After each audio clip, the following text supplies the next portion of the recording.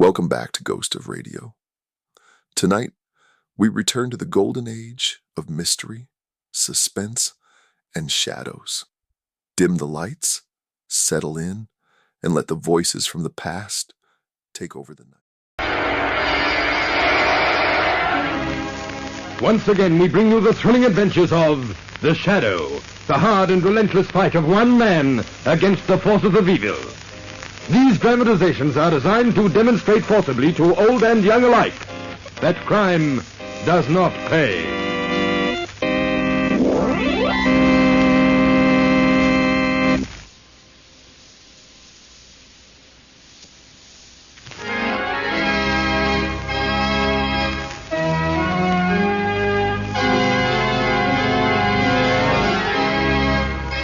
The Shadow, who aids the forces of law and order, is in reality Lamont Cranston, wealthy young man about town. Years ago in the Orient, Cranston learnt a strange and mysterious secret. The hypnotic power to cloud men's minds so they cannot see him.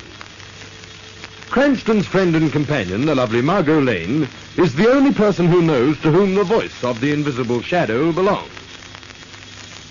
Today's drama, The Bridge of Tragedy.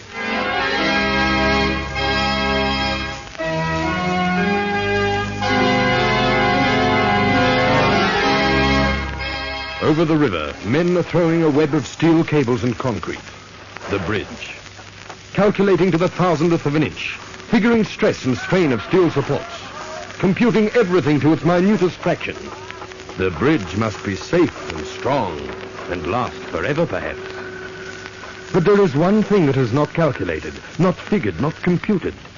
And that, perhaps, is the most important element, the most vital part of the bridge. The workers. The bridge workers.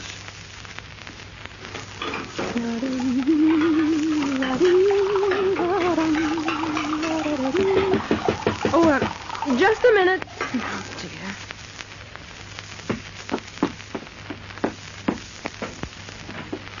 Why, Bill, what's the matter, dear? You're home early. Oh, nothing's the matter, sweetheart. Everything's perfect. I've got a job. Oh, Bill, that is wonderful. But what kind of a job is it?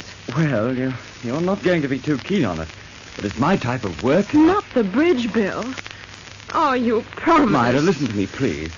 I tried to get other kinds of work, but there just isn't any other work for me. I'm a bridge worker. I can't let you and the baby starve. I've been out of a job now for 6 months. Oh, but Bill, you know how I feel when you're up there. Never knowing whether you'll come home each night. Dreading to hear a knock at the door and someone waiting to tell me you've fallen. There's been so many accidents on the new bridge, so many men killed. I'll be careful, Myra.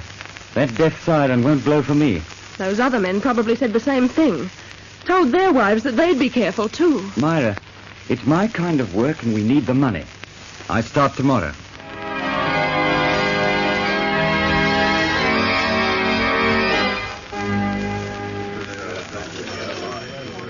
Oh, I beg your pardon, but could you tell me where I can find Jim McVicker? Jim McVicker? Yes, that's right. He's a friend of mine. He told me to come here today and said there'd be a job for me on the bridge. Well, what's the matter? You haven't heard? Jim was killed yesterday afternoon. Killed? Fell from the bridge tower while he was spinning cable. Haven't found his body yet. They've been dredging for it all night. Perhaps they'll never find it. What with the undertow and everything. Killed, and that's what'll happen to all of us if we don't leave this job. There's a hoodoo on the whole darn thing. You've hit it on the head. There's a jinx on this bridge, all right. Too many men have been killed. And then those voices. What voices? You know the saying about the spirits of the bridge workers who were killed on the job, coming back and haunting the bridge? That's only a superstition. I never heard any voices. Superstition, eh? Yeah, that's what I thought. But I don't anymore. Jim McVicker heard the voices 2 days before he died. Yeah, and so did Joe and Tom and Tiger and Shorty and all the rest of them that are dead. The voices warned them to leave, but they didn't. Believe you me, if I hear them voices, I'll leave as quick as that. Who do I see about getting a job? You still want one? I need the work. All right, mate. George Austin. He's the contractor for this job. His office is over there. He's doing the iron now. But you can't say we didn't warn you. Thanks.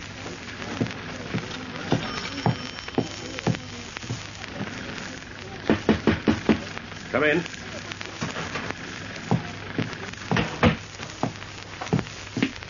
Mr. Austin? Yes? What can I do for you? My name is Bill Wilson. I'm a bridge worker. I want a job. What was the last bridge you worked on? The Great Western. That was about 2 years ago. Yes, I know. Now, I took on different kinds of jobs after it was built. You see, I got married, and my wife worried when I understand. And now? I need the job. Seems like I'm not fitted for other kinds of work. I see. Well, before you start, you know it's dangerous work, don't you? We've had quite a few casualties. I know that. You know? Yes, some of the men told me. And I know about the voices, too. Are you sure you still want the job? A man has to work. I see. All right. You're hired. Oh, thank you, Mr. Austin. Just a minute. I'll call Calvin. He's the foreman. He'll tell you what you have to do. Cal? What is it, boss? I want to see you for a minute. Coming right over, Mr. Austin. What is it? Come in. Calvin, I've just hired this man. I want you to show him round, get his name on the payroll. Right. How are you, Mr. Wilson, Bill Wilson. Pleased to know you, Bill. Think you can find something for Wilson to do right away? We're behind schedule, you know. Well, he can work with me on the tower. Oh, fine, Cal. Yes, you are short-handed there. Yes, since yesterday. Bill here, well, he can take old Jim McVicker's place.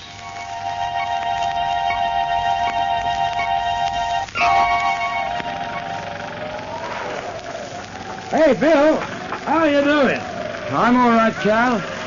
I'm coming over. I say, you're not looking so good. What's the matter? I don't know. I suppose it's because I'm not used to being up so high anymore. Been away from bridge work for 2 years now. That sort of makes me dizzy. Oh, you'll be all right after lunch. And speaking of lunch, it's just about time. Well, I'd better tie things down back there. With this wind blowing, it'll be blown right over in no time. Yes, it is blowing pretty hard. Bill Wilson, you are the next to go. What? Did you say something, Cal? You call me, Bill? I thought you said something to me. No, I haven't said anything, fella. It must be the wind. It's not the wind, Bill Wilson. Leave while there's still time. Leave this bridge. There is death here. The voices. The voices. Cal, I heard the voices. I'm leaving. I'm going down. Oh, hey, wait a minute, Bill. What's the matter? I heard the voices. The voices that the others heard. Well, I didn't hear anything. Well, I'm going down, Cal. Now, look here. Perhaps you just imagined you heard those voices. No, I heard them, I tell you. They warned me. Oh, well, all right. I suppose you'd better knock off for the rest of the day. Yes, I'd better. Bill! What's just that? Bill! Let me help you. I'm going to fall.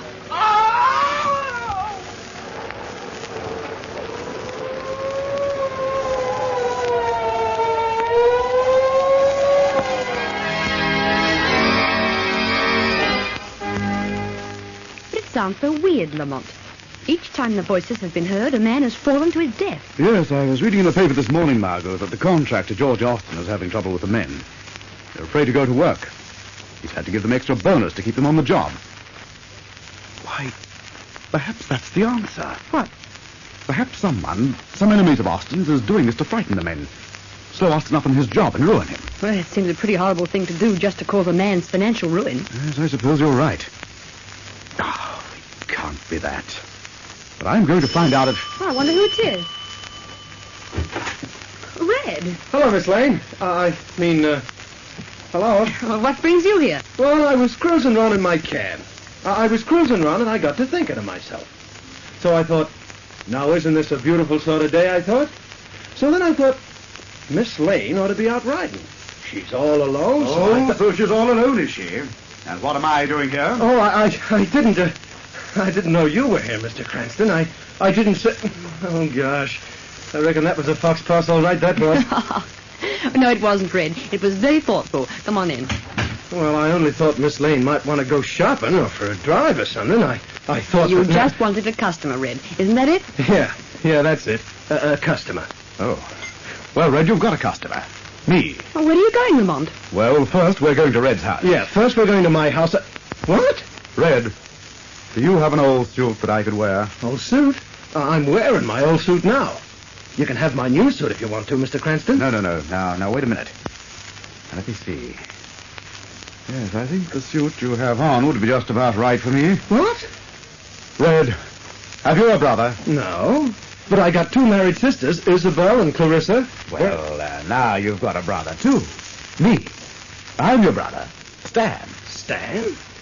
But you aren't my brother. I didn't understand. You're not the only one, Red. Lamont, what is all this Stan business? Margot, I'm going to get a job on that bridge as a worker. I want to hear those spirit voices with my own ears. Come on, Red. We've got a job to do. As bridge workers.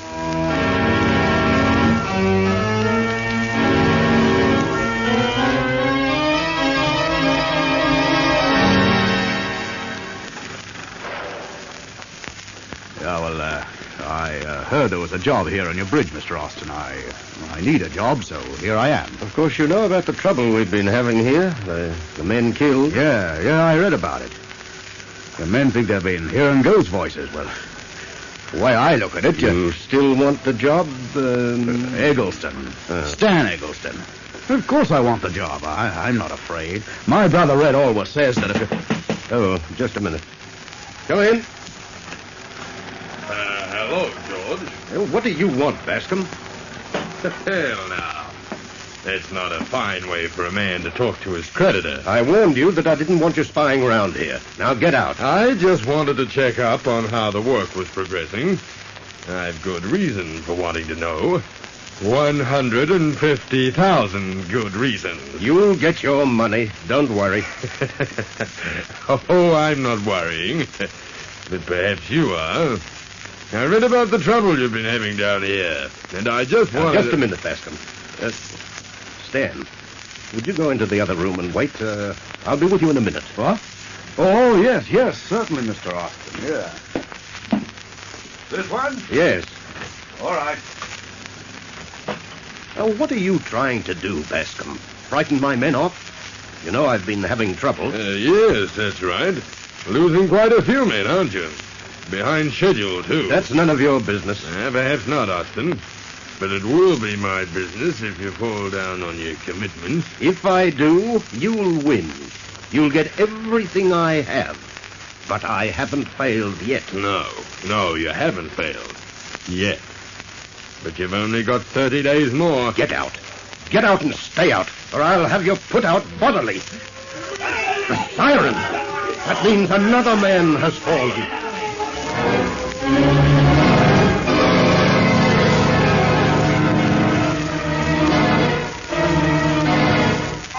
The bridge has claimed another victim. We'll return to our story in just a moment. But first, our announcer. And we turn over the record and continue.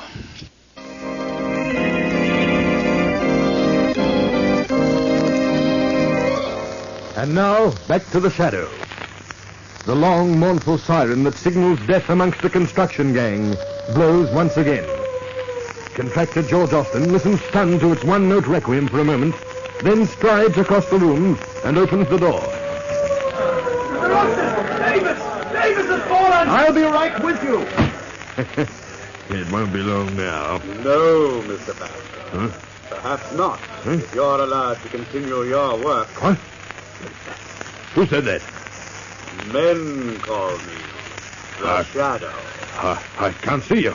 No man has ever seen the Shadow. What do you want with me? What do you know of these accidents? What have you to do with them? I have nothing to do with them. I don't know what you're talking about. If George Austin fails to complete the bridge by the specified time, you will profit, Mr. Bascom. I lent Austin the money to complete the project. If he fails, I'll get everything he has. But And Austin will be ruined. Isn't that right? You want to see him ruin, don't you? Austin undercut me on this job. He took it away from me. Now, why shouldn't I like to see him fail? He'd do the same to me if he got the chance. That is the argument that all men like you make, Bascom. What are you going to do? Nothing yet. I have no proof that you had anything to do with the deaths of these men. But remember, Bascom, you will be watched. Austin still has a chance to complete this bridge if he's not interfered with.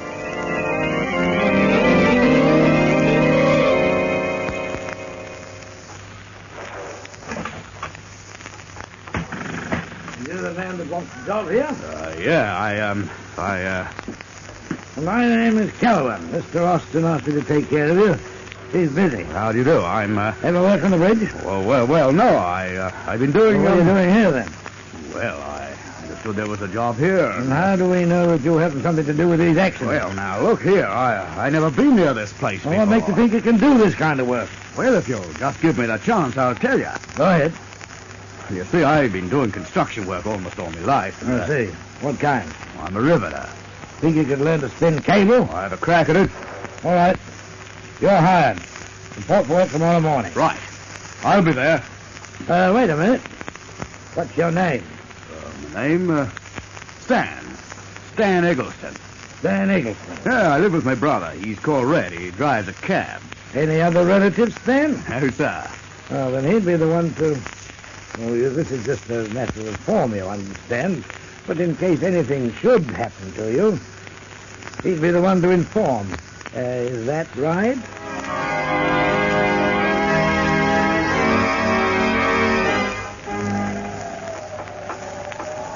Well, you're getting along better than I expected for a new hand, Stan. Well, thanks, Cal. I'm doing my best. One thing, I don't feel dizzy being up this high. In that case, I'll leave it yourself for a while. If you get into any trouble, call me. I'll be right up ahead there. All right, Cal. This is a warning, Stan. Leave this bridge. Leave while there is still time. Leave this bridge. There is death for you if you stay.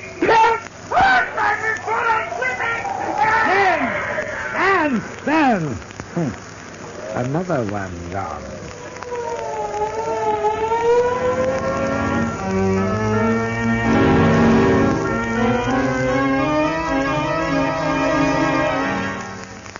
I was talking to him not 2 minutes before he fell, Mr. Austin. I told him he was getting along fine for a new hand, and then I went to the other end to do my own job, and it happened. Well, the only thing we can do is inform his family.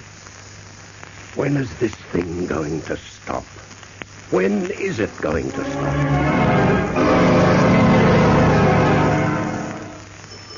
Oh, just a moment. Oh, hello, Red. Hello, Miss Lane. Red, something's worrying you. What is it? I've got something on my mind, Miss Lane. Can I come in, Miss Lane? Please, can I? Why, of course, Red. Come in. Thanks. Aren't you feeling well? No, Miss Lane. No, I'm not. Well, I'll call a doctor. No, Miss Lane, no, it's not that kind of sickness. What is it? Bad news? Yeah, I'm afraid that's it. Bad news. Very bad. Tell me. Perhaps I can help you. It's the report. The report from Mr. Austin. It said... Austin? Red, are you trying to tell me? Please, Miss Lane, I was only trying to break it gently. Please. Please don't cry. You gotta be brave. Tell me, Red, tell me what happened.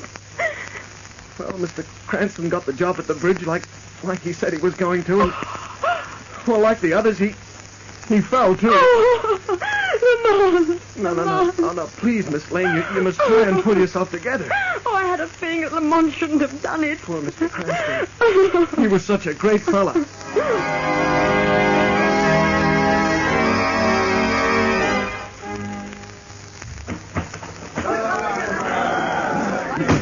Mr. Austin, the men have quit working. They won't go back. What, Calvin? Oh, they're all quitting. They want their money. I've ordered the cashier to close up. Well, this is the end of everything. What do you want now, Money Austin? Why quitting? Mr. Austin, I can't hold them much longer. I'll talk to them. Hey!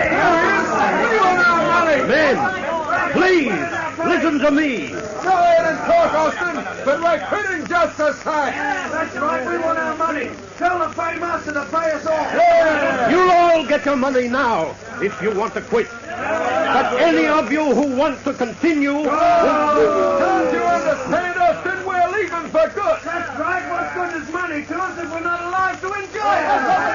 It's all right for you to tell us to go up on the train and risk our necks while you sit nice and comfortable in your office. Men, would it make you feel any better if I went up? I've always said that I'd never ask the men working for me to do anything that I wouldn't do myself. And I'll stick to that promise. I'm going up now and prove it. Is there anyone here who isn't afraid to go up with me? I'm going with you, boss. If you're not afraid, I'm not. Thank you, Calvin. Come on, let's go.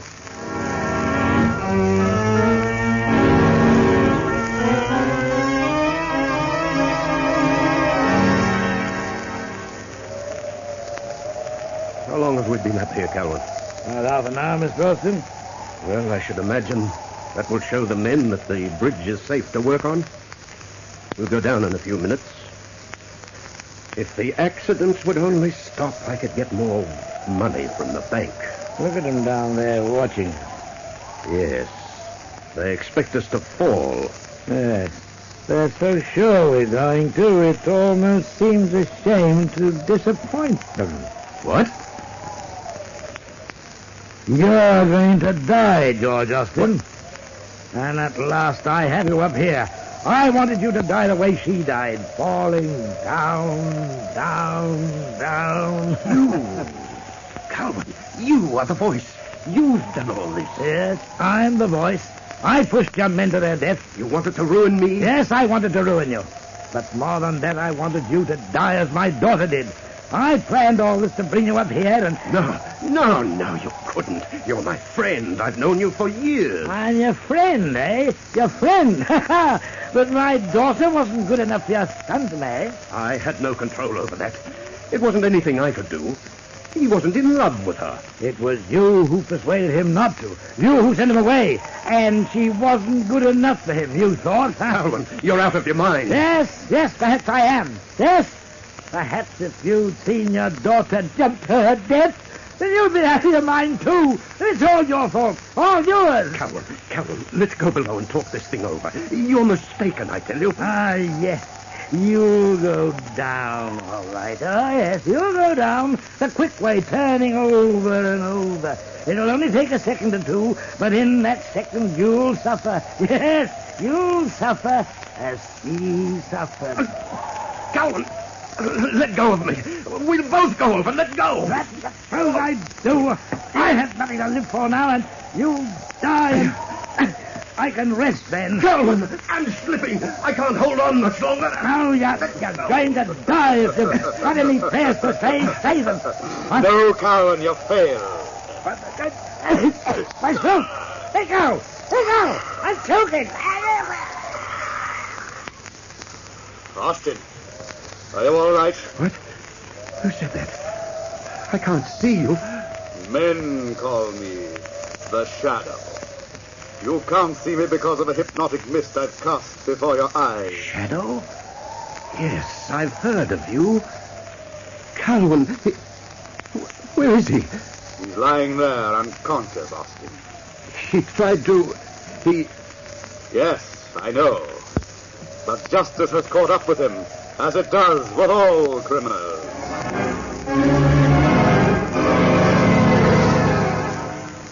In all the papers that was, Miss Lane, how this fella Calvin hated Austin because Austin's son jilted his daughter. It appears before Calvin became a bridge worker, he was in vaudeville, a ventriloquist. That's where he learned to throw his voice. Then, pretending to help the new hands, up he'd go with them, scare them with this weird voice, and then push him off the bridge span. And very clever he was, too, pretending to be so innocent. Please, Red, let's not talk about it. Oh, yeah, I'm sorry, Miss Margot. I should have more sense. Red. I won't say another word. Now, just you stay right here, Miss Lane. I'll answer it for you.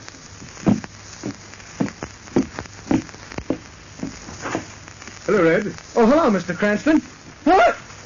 But you should... Lamont, you're safe. Why, of course, Margot. You didn't think... Oh, Margot. Why didn't you let me know? What a thing to do to me. Margot, I didn't realize. I didn't mean to frighten you. Oh, Lamont, you're safe. That's all that matters. You'll never know how I felt.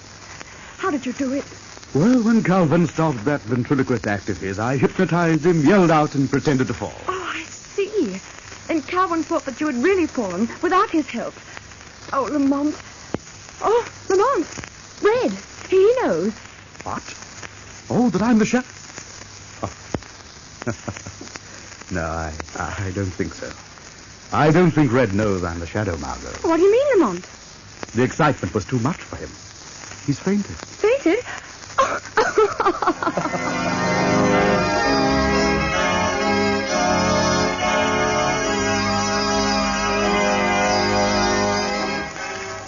In a moment I shall return with further news of the Shadow. But first, your announcer. Next week, same time, same station, we bring you another thrilling adventure of the Shadow. Be sure to listen. Crime does not pay. The Shadow knows.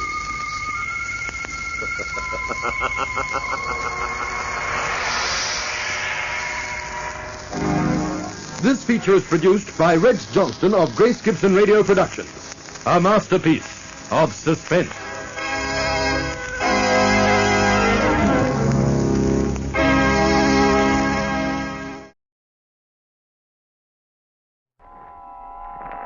Have you heard the strange tales of the Whistler?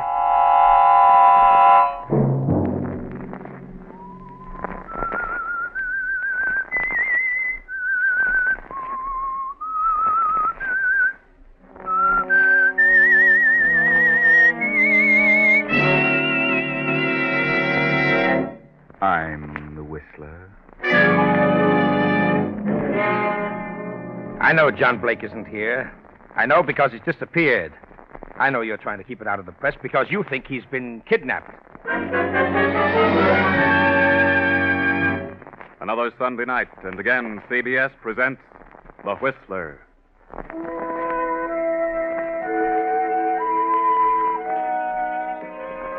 I, the Whistler, know many things, for I walk by night.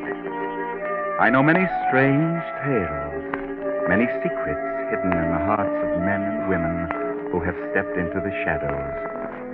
And so I tell you tonight the amazing story of the penalty. Young Alan Harper stands at the window of his small office and stares gloomily out over the city as the lights flicker on in the dusk. Alan has troubles. Perhaps he should have kept his job as a private detective. Perhaps he shouldn't have taken the law course, for he hasn't had a single client since the day he passed the bar examination.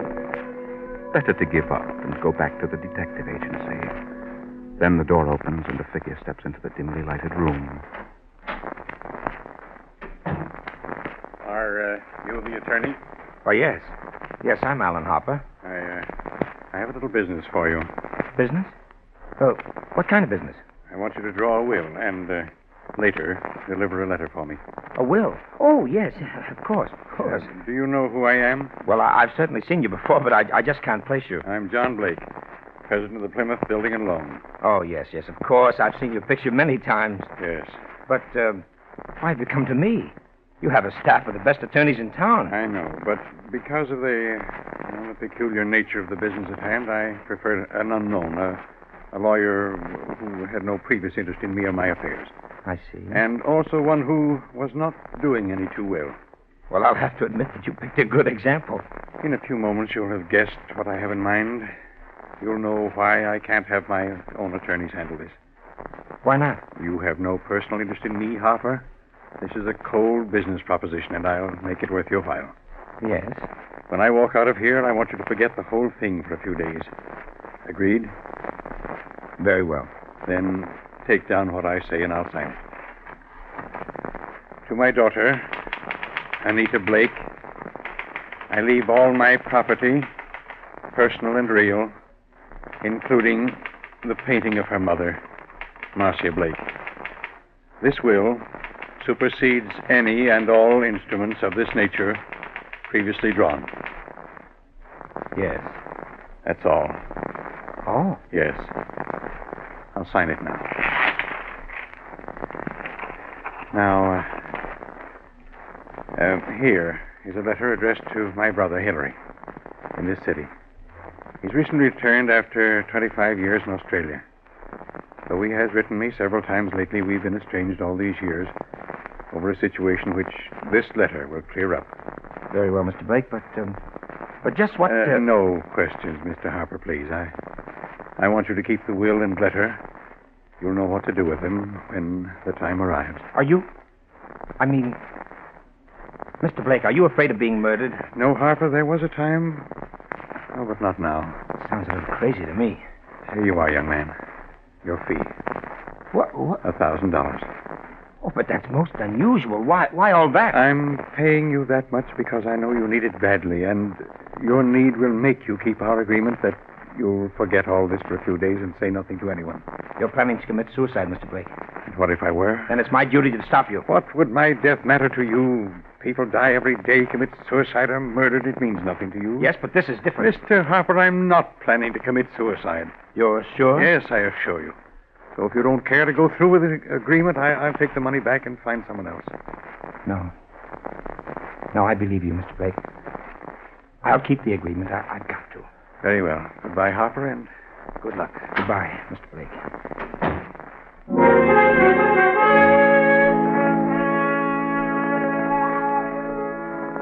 Young Alan Harper sits pondering over the strange events. The will, the letter. He drops the role of attorney, and his mind works from the angle of the detective. What a strange situation. Another day has passed, and toward noon, Anita Blake talks to her fiancé, Wilbur Martin. I'm sorry to call you out here, Wilbur, but I just had to talk to you. What is it, Anita? What's wrong? It's about Father. Your father? He left the office late yesterday afternoon, but he didn't come home. Well, maybe he went to his club. No, Wilbur. I mean, he didn't come home at all. He still hasn't come. I called his club. I called every place. Oh, Wilbur, I'm terribly worried. Why? Well, Father's been acting strangely of late. He's so morose. I'm afraid. Afraid? Afraid of what? I'm afraid something's happened to him. Anita, maybe he's been kidnapped. Wilbur, kidnapped? But if that had happened, wouldn't someone contact us by this time? Maybe not. Have you called every place that he might be? Oh, yes. Have you called the police? No, I wanted to wait till I talked to you. Have you called his brother, Hilary? No, I haven't, but I don't think he'd be there. You know about that situation. They haven't been on good terms for years and years. They've only seen each other once since Uncle Hilary came back from Australia. Yes, I know. He's a strange sort of person, that Hilary. I've only seen him once, the time I went to his apartment with you, but he's certainly strange. I know, but perhaps that's only natural. What was it that caused them to become so bitter towards each other? Well, I really don't know. Father never told me. But I think it had something to do with a girl they were both in love with. Did your father know Hilary was coming back to the States? Of course. Hilary wrote him several times, but Father didn't answer him. Is your Uncle Hilary well fixed? Certainly. He became wealthy in Australia. What are you trying to say? Are you sure he made money over there? Of course. Father told me that many times. Well, your father could have been misled about Hilary being well off. Wilbur, I don't know what you mean. I think Uncle Hilary is all right. I rather like him. And I don't care what the differences were between them. Are you inferring that Uncle Hilary... No, I'm not inferring anything. I'm just asking. Why not call Hilary and ask him to come over here? All right. Don't tell him about your father. Just ask him to come over here as soon as possible. You're all wrong about this, Wilbur. I know now what you're thinking. But I'm sure you're wrong. You call him, Anita. And let him think your father is here. Then, after we talk to him, we can call the police.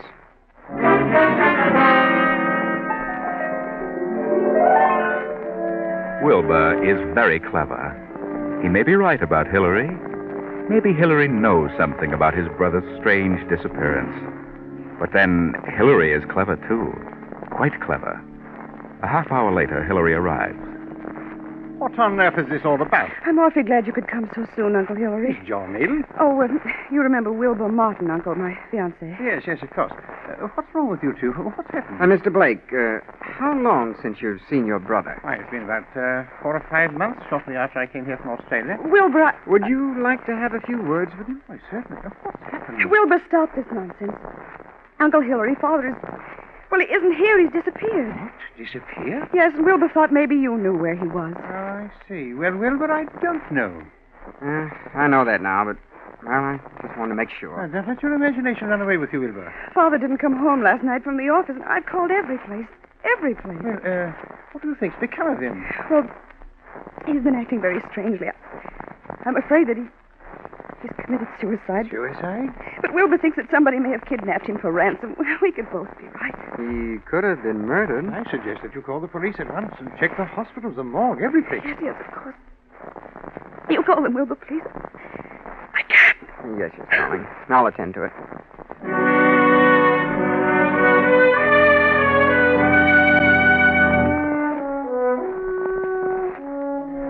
Wilbur calls the police, and the hospital, and the morgue.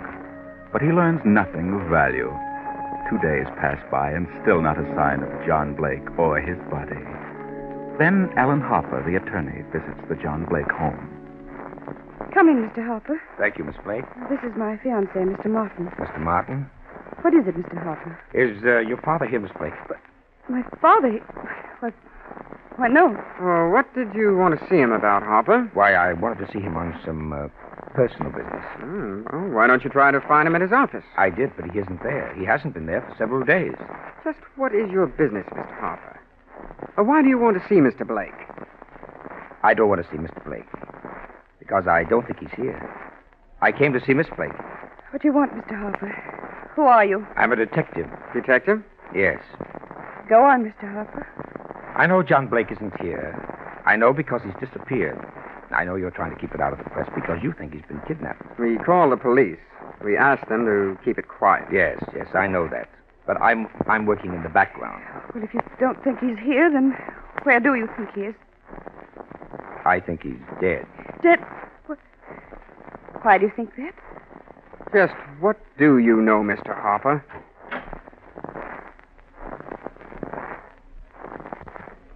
Oh, here you are, Anita.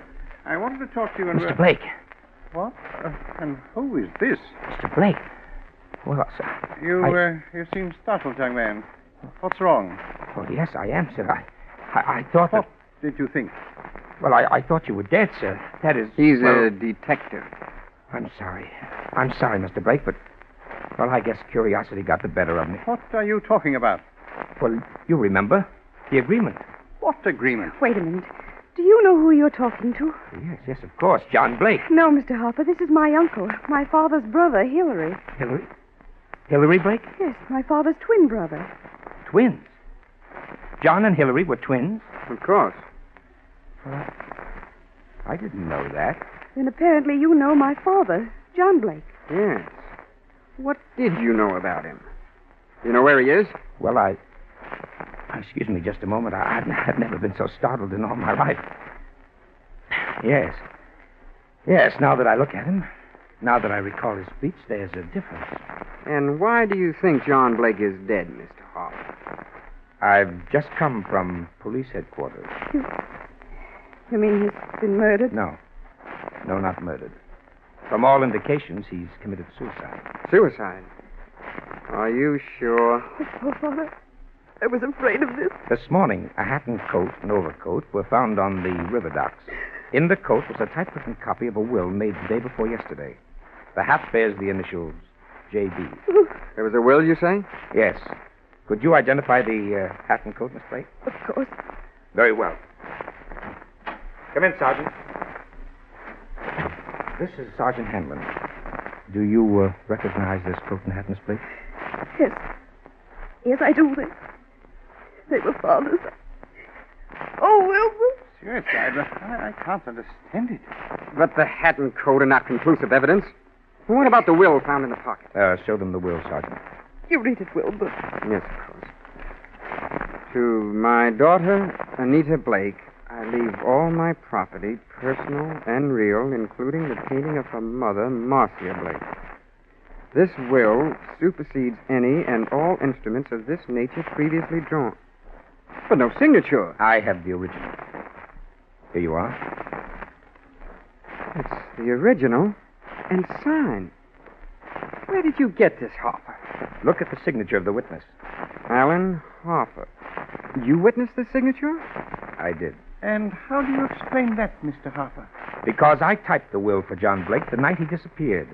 He signed it, and I witnessed the signature. But why should he come to you, a detective? It's true that I'm a detective, but I'm also an attorney at law. But Mr. Blake has his own attorney. Nevertheless, he came to me to draw this will. And if I hadn't recognized him from his pictures, I wouldn't have witnessed the signature.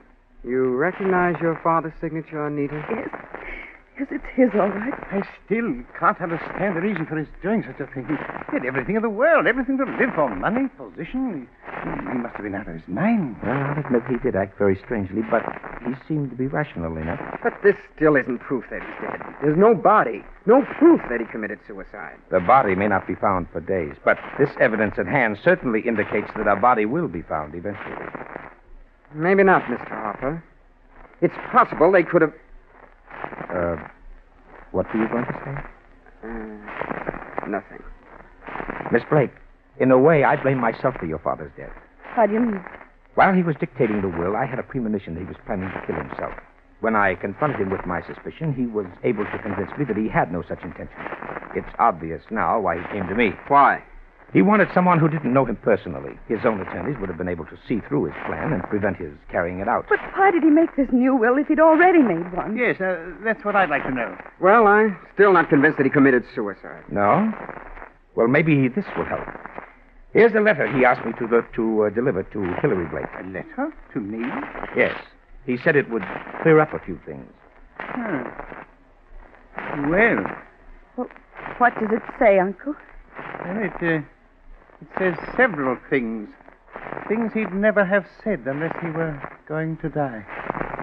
Suppose you read it, Wilbur. Yes. Hillary, for 25 years now, jealousy and bitterness have kept us apart. I know why you stayed over there in Australia all these years. I know you loved Marcia, that she was rightfully yours. But I loved her too. And I couldn't go on without her.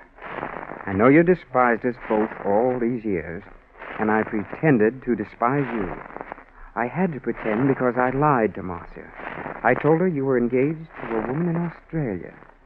Marcia is innocent. I was to blame. When Marcia died last year, you wrote that you were coming back. I knew that your resentment had faded, but I didn't answer you. I've kept away from you because I just couldn't face it. I told you all this because things have happened, which you will learn soon enough, that have decided me to close my book and write finis. I have made a new will, leaving everything I possess to Anita. Anita is young, Hillary. I beg of you to watch after her as though she were your own, which, but for my selfishness, she might well have been. Forgive me, Hillary. John. Well, this certainly indicates suicide. What does he mean by things have happened? That, Miss Blake, is the motive for which we'll just have to wait. Yes. For that and the body.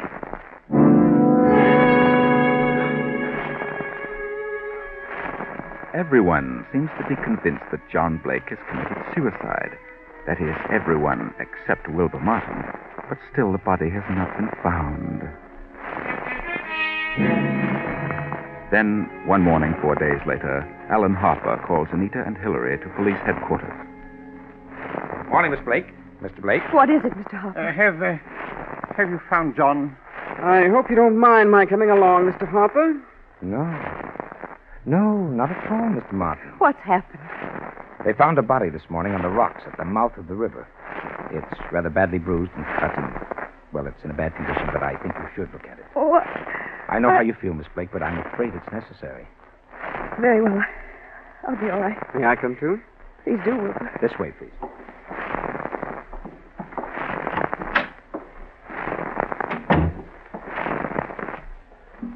Here we are. Wilbur. Oh. What do you say, Miss Blake? Oh, it's awful. Now, get hold of yourself, Anita. Please, you must. Yes, that's Father. And you, Mr. Blake? Well, it's certainly hard to say. It looks like it might be John, but was there no means of identification on this body? No jewelry? Father never wore any jewelry. There was nothing but this suit here. Nothing in the pockets. Oh, well, but it's Father's suit, all right. It's Father, I know. But why? Why did he do it? Come along, Miss Blake. You needn't stay here any longer. Now, darling. Well, I still can't understand. I'd like to have a word with you, Martin. Yes? All right. Oh, would you and your uncle wait here for a moment? Of course. This way, Martin. All right, Martin. Why did you phone me? I wanted permission to see the body.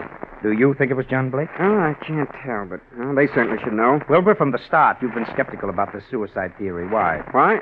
Well, Who were you trying to frame? You're crazy. I'm not trying to frame anybody. You think he was murdered? Yes, I do. But not by you, of course. Oh, certainly not. But how do you account for the fact that John came to my office, signed the will he dictated, and gave me the letter to Hillary? He must have contemplated suicide. Are you sure it was John Blake who made the will?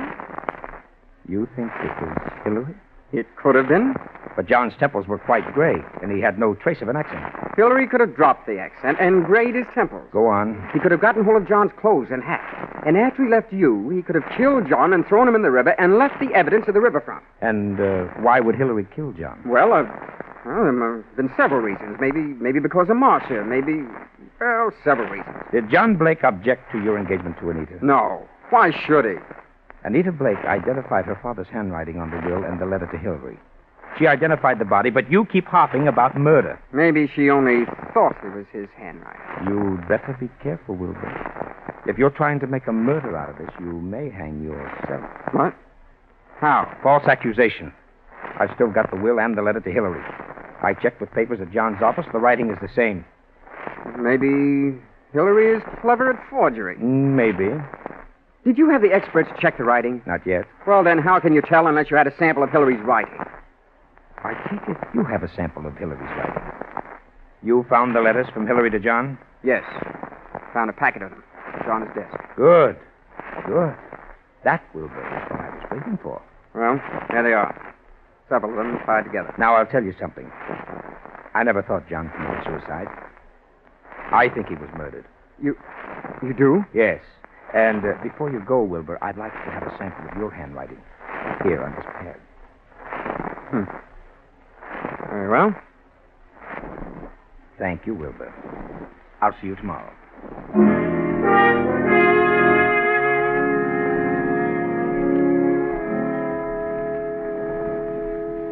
Well, Sergeant, have you finished checking? Yes, Harper, I've finished. And what's the verdict? Well, this is the cleverest bit of forgery I've ever come across. This would have passed any place if the question hadn't come up. So? This will and the letter to Hillary would certainly get by anyone as having been written by John Blake. Yes? When comparing the suicide letter from John to Hillary with this letter Hillary wrote from Australia, we notice a difference, but a basic similarity. Would the fact that they're twins be the reason for that? No, on closer examination, we find characteristics which couldn't appear in both letters if they were twins. Then you agree with me that Hillary must have written the suicide letter and signed the will. I certainly do. It's a tough thing to prove. I think you're on the right track, but, well, all I can do is bluff it through, eh? I'm afraid you'll have to work on forcing a confession on this case. Did you check all these letters from Hillary? No, just those on top. Well, I'd appreciate it if you checked them all. Well, just as you say. Now, what about young Wilbur Martin? Well, so far I can't see much in him to worry about. But then you never can tell. I think Hillary's the man, all right. I thought that for some time. But I'll just phone out to the house and tell Wilbur Martin that we've uncovered the whole thing, and if Wilbur's in on it, he'll be gone when I get there. He can be picked up later. Okay, I'll check the rest of Hillary's letters. Go ahead. I won't phone out there till you've finished. 10 minutes later, a startling piece of news breaks. The headlines are screamed by newsboys. Extras flood the streets. And Wilbur Martin rushes to the Blake home and faces Anita and Hillary Blake. What is it, Wilbur? What's wrong with you? Yes, for heaven's sake, what's happened? You haven't heard? You don't know, Anita? No, what do you mean? Well, look at these headlines. Plymouth building and loan crashes. Wilbur, Well, but what does it mean? I'll tell you. John Blake embezzled the company funds and they've gone to the wall. What? Yes, close the doors. Wilbur, no, I can't believe such... I'm sorry, Anita. Here it is in black and white. Then that's the motive for his suicide. Why? Why? Because he knew he was caught. What else? He could have put the money back, couldn't he? Yes, but maybe he lost it by trying to make more to cover up the shortage. I don't think he lost. You don't? No. Nonsense. He must have. Why would he kill himself? Maybe he didn't kill himself. Oh, no, please, Anita. You mustn't worry. I know this is very embarrassing for you, but it isn't your fault. Let me take you away for a while. We can run down to Mexico till this blows over. Huh? You won't take her to Mexico. You won't take her anyplace. Just what do you mean? What's wrong with you, Wilbur? You're acting stupid. Do you want to go to Mexico with a murderer? What? Your father may have built the company, but I don't believe he lost the money. Wilbur. He hid it. And your Uncle Hilary found out where he hid it, and he set up the suicide to cover your father's murder. Crazy. Out of your mind. This doesn't make sense. I have all the money I need. Yes, you have now. You're a fool. Pack your things, Anita. I'll phone the airport for a reservation. You won't leave this room. Do you know what can be done to you for threatening people with firearms? I'll call the police. You don't need to call the police. They're on the way here now. I just talked to that detective, Mr. Harper. They've proved that you wrote John's will and the suicide letter. You killed John, and you have the money. Wilbur, you're crazy. You're out of your mind. I know what I'm talking about. Get out of here. Get out. Get out! No, I won't leave. No one will leave till they come.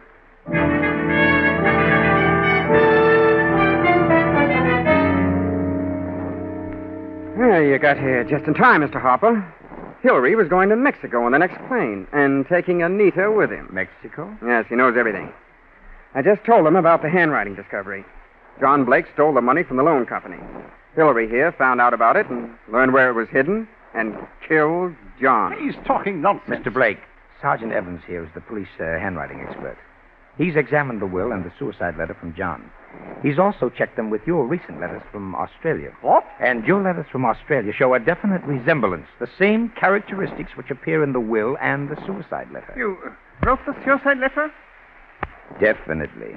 And we can get a conviction on it. Ridiculous. But there's something else. The will mentions a painting of Marcia Blake, Anita's mother. Where's that painting? Well, there it is on the wall. Just a moment. I hope you don't mind, Miss Blake. You're tearing off the back. Yes. Yes. And there you are. There's the reason why. Bonds. Thousands in negotiable bonds. Then Hilary did know about the money. He did kill John for all this. I did no such thing. No. No, that's right. You didn't kill John Blake. Well, then who did? Look at these two letters from Hilary Blake to John. What are the dates? September and November 1940. Those were Hilary's last letters to John. Now look at these. June and July 1920. You notice any difference? Well, all are signed by Hilary. But the ones dated 1920 are not at all like the ones written in 1940. Not the least similarity. We just discovered these old letters. The ones dated 1920 were written by Hilary. But the ones dated 1940 were written by John. John? What do you mean? You're under arrest, Mr. Blake. Not for murder, because there's been no murder. You're under arrest on a charge of embezzlement. Embezzlement? And you, Miss Blake, are under arrest as an accomplice. Oh, but what are you saying? At first, we overlooked the earlier letters of Hilary Blake. But when we saw them, we knew they were not the same hand. We knew John forged the recent ones. Furthermore, I checked with Australia. Hilary Blake died in Sydney 10 years ago. This man is John Blake, posing as Hilary to escape the penalty for looting the company. Nita, you... And Nita knew all about it. She's in on the plan. Oh, it was a clever one. And they might have gotten away with the phony suicide, but he picked the wrong attorney. Oh, here's your $1,000, Blake. But I'm afraid it won't do either of you much good now. Well, that's the story. John had gone to great lengths in laying his plan, but he made a mistake by failing to destroy the early letters from Hilary, and he underestimated Wilbur's intelligence. John had covered every point. He had even established residence in an apartment as Hilary, had used the story of estrangement as an excuse for not associating with Hilary. And what of the body in the morgue? That's where they slipped again. The police knew the identity of the body. That was merely a trap laid by Alan Harper.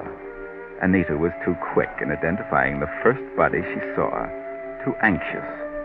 It was obviously not her father, but the finding of an unidentified body seemed so convenient that she jumped at the chance to declare it was John Blake. Yes, there's many a slip twixt, but you know the rest.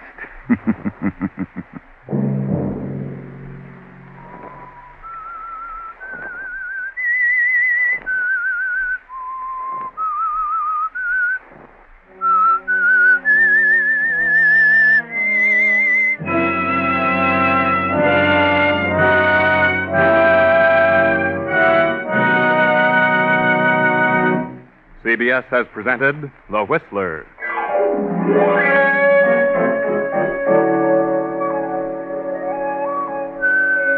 Original music for this production was composed and conducted by Wilbur Hatch. The Whistler is written and directed by J. Donald Wilson and originates from Columbia Square in Hollywood. Next week, same time, I, the Whistler, will return to tell you another unusual story. Good night.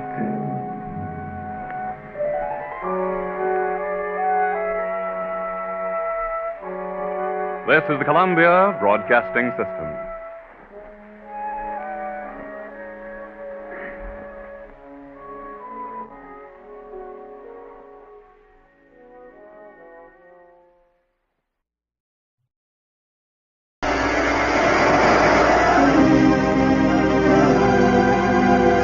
Once again, we bring you the thrilling adventures of The Shadow, the hard and relentless fight of one man against the forces of evil.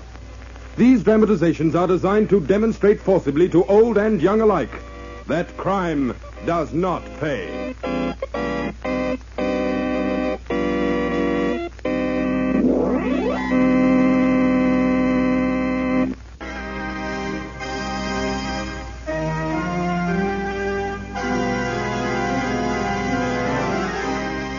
The Shadow who aids the forces of law and order is in reality Lamont Cranston, wealthy young man about town.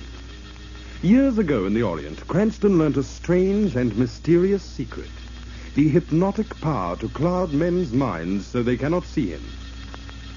Cranston's friend and companion, the lovely Margot Lane, is the only person who knows to whom the voice of the invisible Shadow belongs. Today's drama, Spotlight on the Duchess.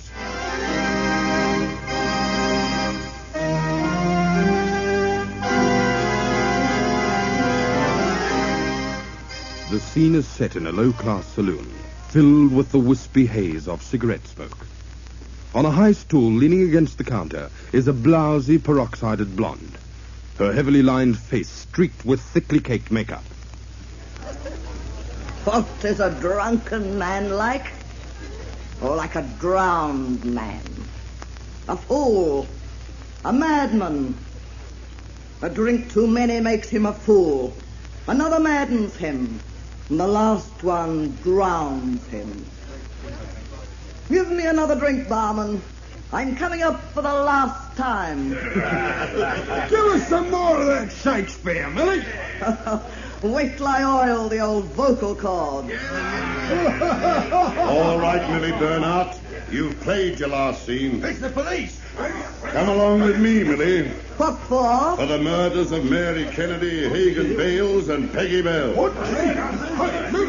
You couldn't stand to see them steal the spotlight from you, could you, Millie? Even if it was from a lot of tramps in a cheap saloon. Nobody steals the spotlight from me. Not even you, officer. I drink. Farewell.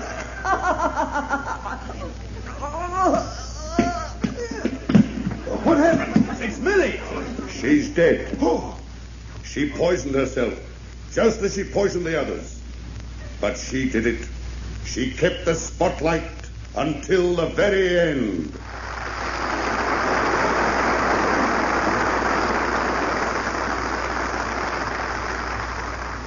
Did you like the play, Lamont? Well, you know me, John. I'm usually a fan for any murder play. And what did you think of it, Margot? Shall I be candid? Oh, please do. Well, even though you are the author and we are friends, John, I'm afraid it's not one of your most brilliant efforts. You thought it was awful, both of you. Not exactly. No doubt, John, it has your usual grand dialogue. But I just can't picture anyone killing people just because they steal the spotlight. A broken-down old actress for citing to bar loungers and poisoning anyone who tries to get more attention than she does. Crimes have been committed for far less important reasons than that. Yes, that's true. I know of a woman who killed her husband just because he sat around the house cracking his knuckles all day. Oh, that I can understand. It's got to be a success. I've sunk everything I own in this play. Oh, you backed it, too. It's the one show of my career, Lamont. If it fails, well, my future isn't going to be very bright. Look, old boy, the play just isn't true. It's not believable. But it is, Lamont. Those characters I've created are real. Oh, now, look, John, I've been mixed up with murder and crimes and mystery for years. I know what's real when I see it, and... well, hang it all, that play of yours just doesn't hold together. But those characters are people I know. People I've been watching and studying for months. You mean there is actually a woman like that old actress? And one like the little flirt? And a man like that bar lounger? And a woman like that ex-circus performer? Exactly, Margot. And the barman is a real-life character, too. They all have counterparts. That plot you've cooked up reflects real life. If anything as far-fetched as that could really happen, John, I swear I'll eat my hat on the busiest street in town at high noon. That's a bet. All right, that settles it. What? Tomorrow I'm introducing you to the real-life setting and characters I use for my play.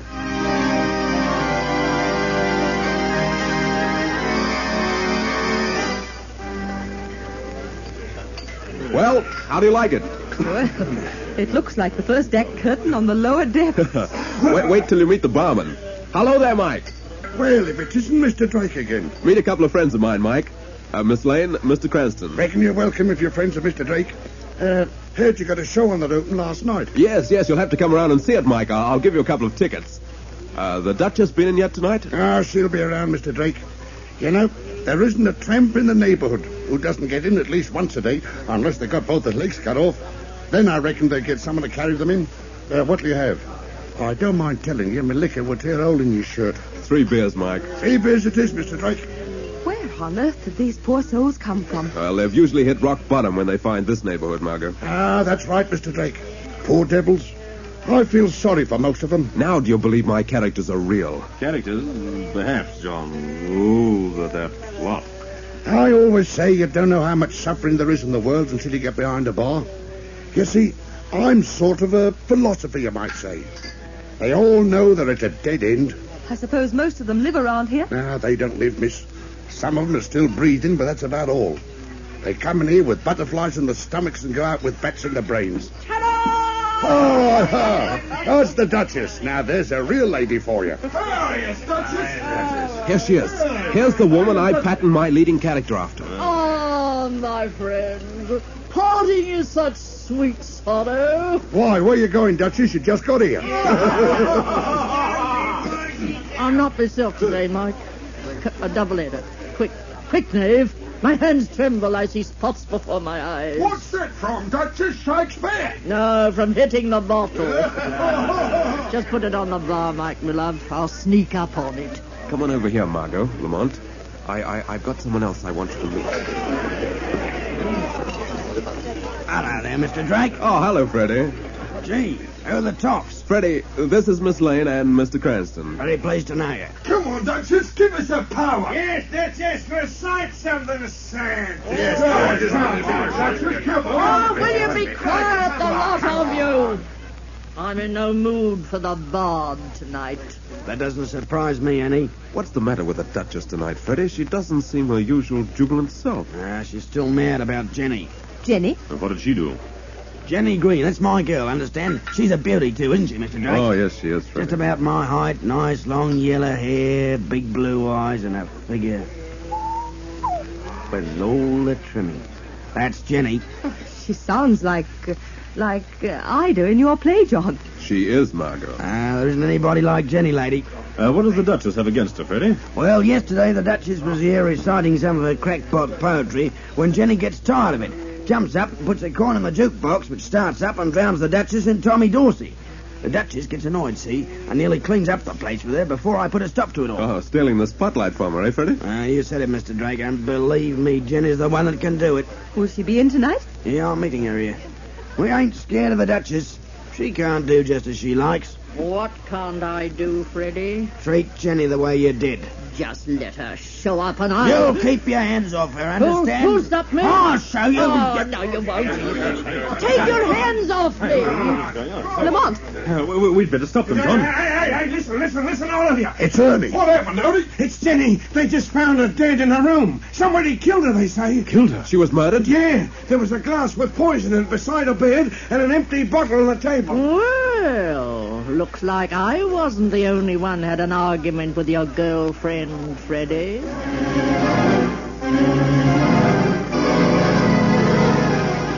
Wanted to see me, Commissioner? Yes, Lamont. Oh, good evening, Margot. Evening. How was that you're reading, Commissioner? Play? Spotlight on Millie. Oh, it's John's play. Yes, he's a friend of yours, isn't he? Oh, yes, I have known him for some time. That's what I thought. I'm working on this murder of Jenny Green. Oh, yes. Oh, yes, we were in the saloon this morning when we heard that the girl had been killed. And I suppose you've both been to this Jonathan Drake's play? Yeah. You notice how much this Jenny Green is like the girl in the play?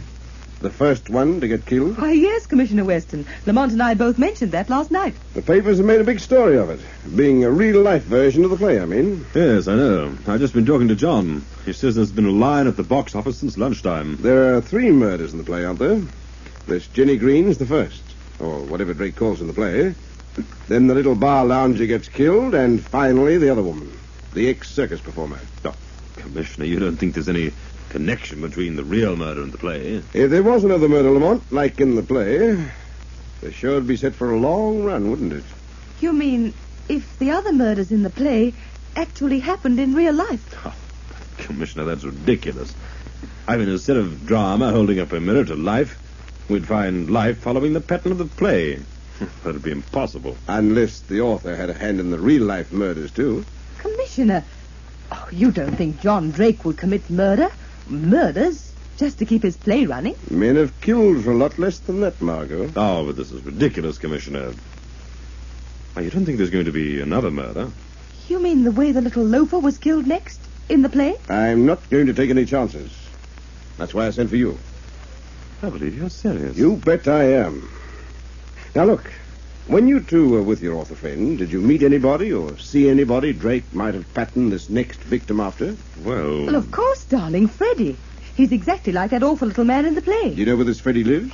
No, but you could find out from Mike at the saloon. All right. Want to come along? Because I'm going there. But, Commissioner, what for? Following the play, he's the next on the list to be murdered. I've let one murder slip by, but I'm not going to miss on this Freddie.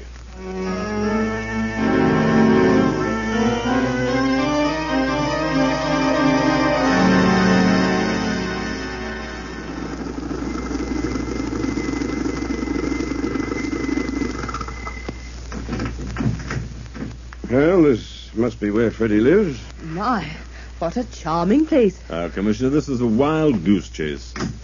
I've known Drake for years. He couldn't possibly be... And I've heard that before. Come on, let's go inside. Oh, my goodness, what a dark, dingy, horrible place to live. Yes, isn't it?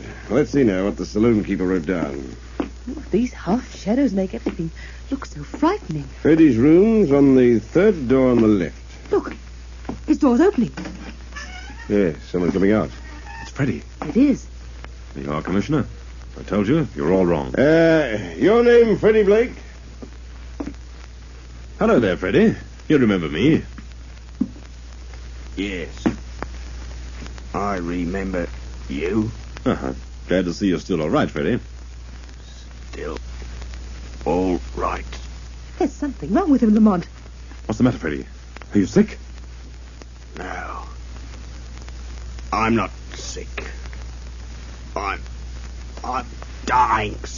Sick. Lamont! Hi, Freddie. Yes, Lamont. It's just the way I thought. Jonathan Drake's just killed off his second character.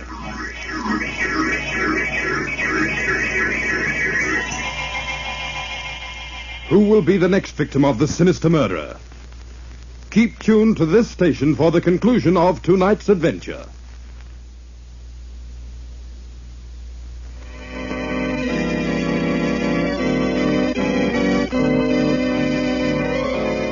And now, back to the shadow. It is next morning, and we find Lamont Cranston and Margot Lane with Commissioner Weston in the dingy atmosphere of Mike's saloon. I don't know what you're going to prove, Lamont, dragging me into the saloon. Humor him, Commissioner, humor him. After all, we did go to Freddy's with you. Yes, and you saw what happened, Margot. It's an open and shut case now that your author friend's disappeared. I tell you, John Drake's not the kind of chap who would kill or run away even if he thought he was under suspicion. He's gone. Now, look here, Commissioner. I'll admit Jenny was killed and Freddy right after her. Just like the murders in the play, but there were 3. Exactly, and who's the third? A character Drake thought up. A hard-boiled ex-circus performer.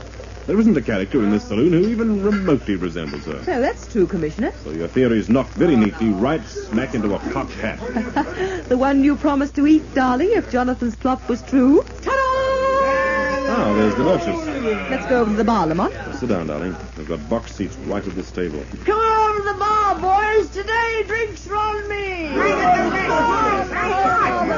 it the best. Nothing's too good for the Duchess when the treats are her, Oh, feeling more like your old self tonight, eh, Duchess? No pain, Mike. No pain at all.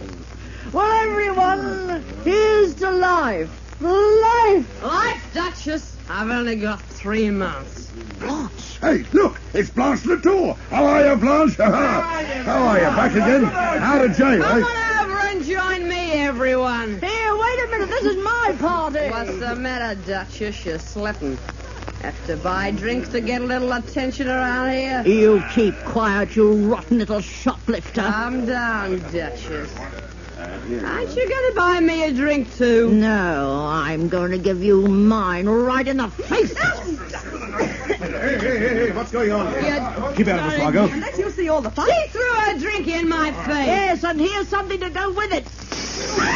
You blood cancer! I'll kill her, the cheap circus tramps. Circus? I've got bigger billets with a circus than you ever got in the theater. The circus? Yes. Oh. Hanging by her teeth on the top of the tent till her husband knocked them all out. Lamont, there she is, Lamont. There's the circus performer. Yeah, one of the best in the game. The ex-circus performer, the third victim. That's it, Cranston. That completes the picture.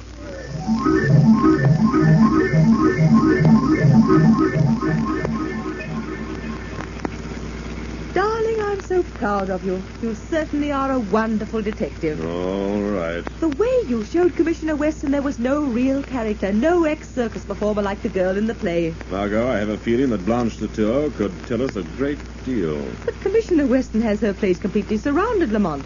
No one can get in to see her now. I think I can slip through the police cordon, Margot. And I think I'd better pay her a visit as the Shadow before someone else does.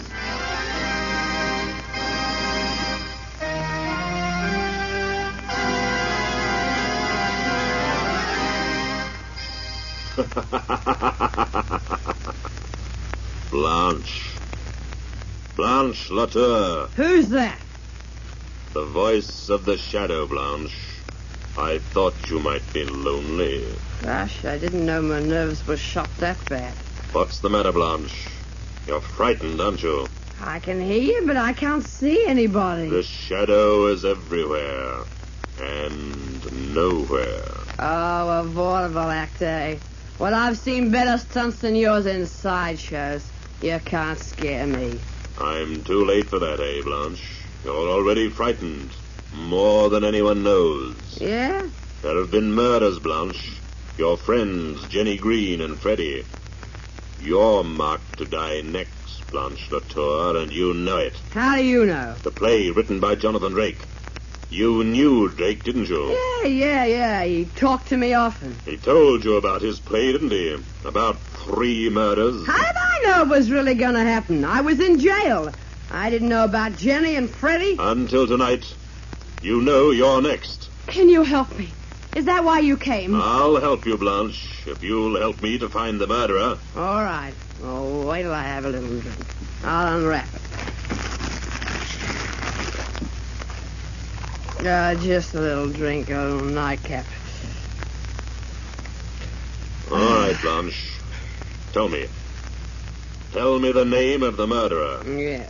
You help me, I'll help you. What have I got to lose? Tell me the name. Sure. The murderer's name... The murderer's name is... Oh. Lunch. Character number 3 has made an exit.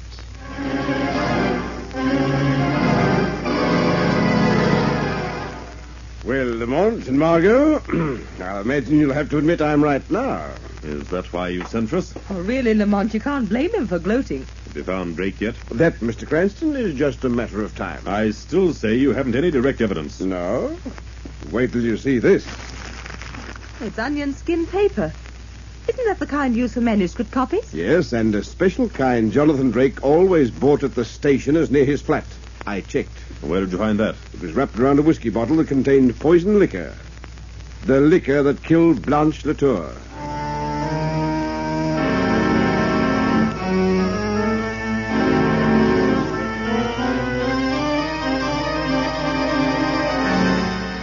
Well, Lamont, I guess the jig's up for poor Jonathan Drake. If I could just find him. But the murders all follow those in the play exactly. Oh, forget the play for a minute, Margot. Think of the real people for a change. What one person hated all 3 of the murder victims? Jenny, Freddie, and Blanche. Why, the Duchess. She fought with all 3. Exactly. Lamont, you think she did it, after all? I don't know, Margot.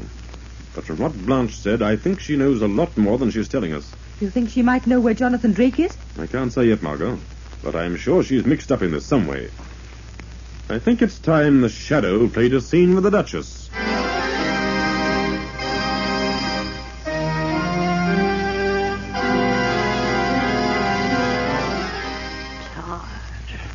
Must have a little drink.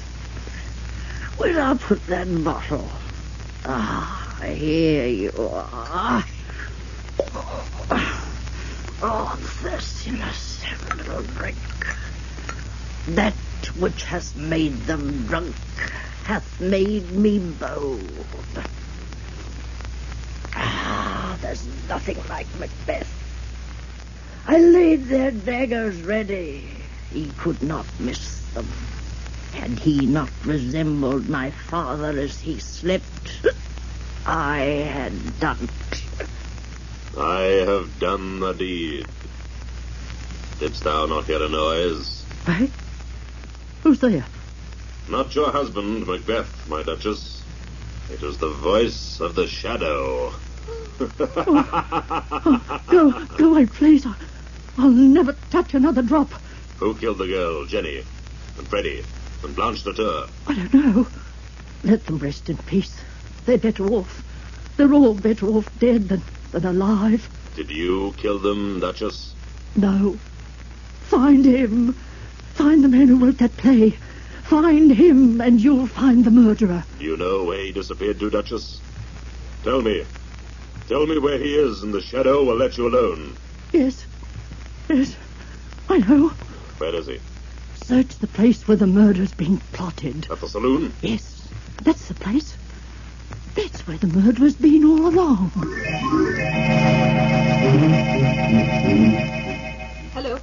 Hello. Listen, Margot. Lamont. I'm in a phone booth right across the street from the saloon. It's just on closing time. I want you to get Commissioner Weston and bring him down here to meet me in exactly half an hour. What happened, Lamont? Don't be surprised when you see me. I've got on a disguise. I'm even changing my voice so nobody will know me. What do you want Weston for? I want him in half an hour to pick up our murderer. What are you going there for? To get Jonathan Drake.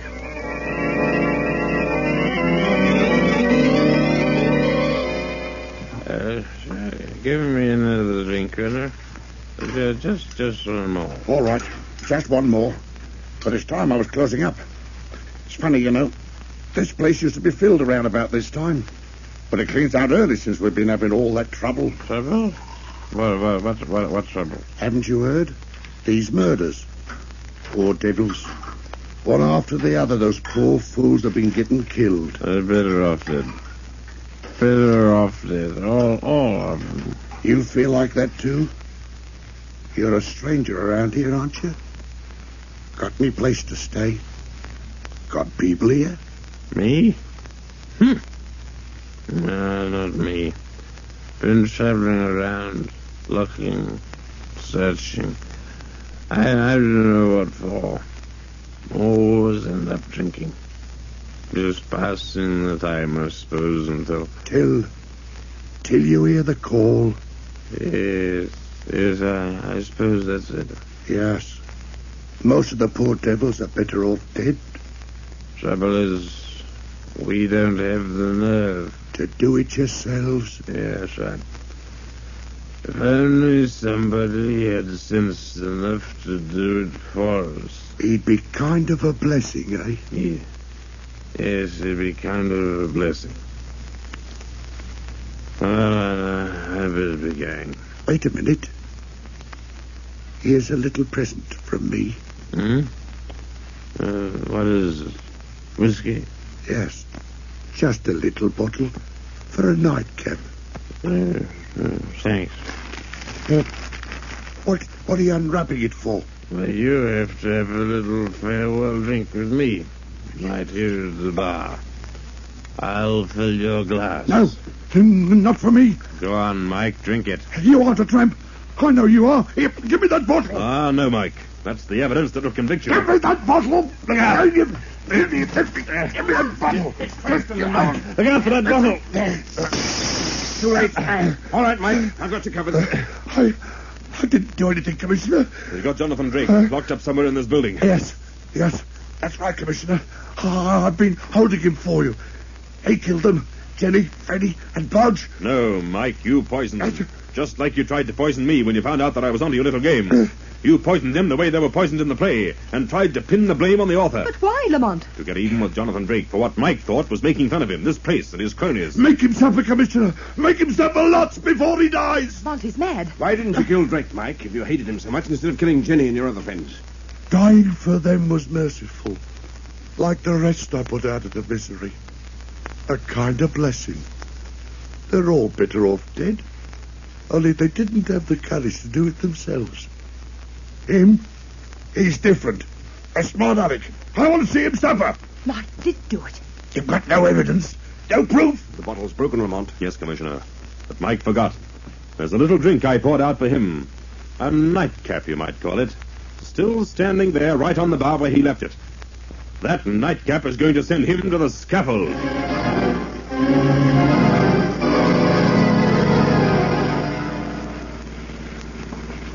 It's nice of you to drive me home, Jonathan. Oh, all that excitement last night.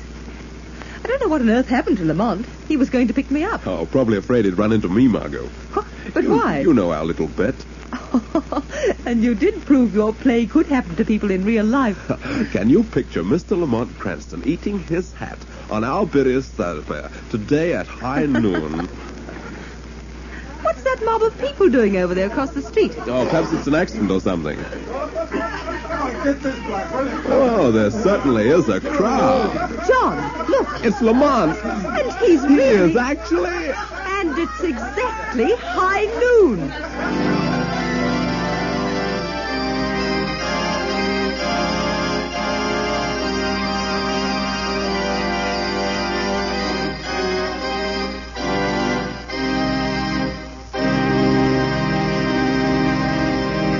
So concludes tonight's adventure of The Shadow.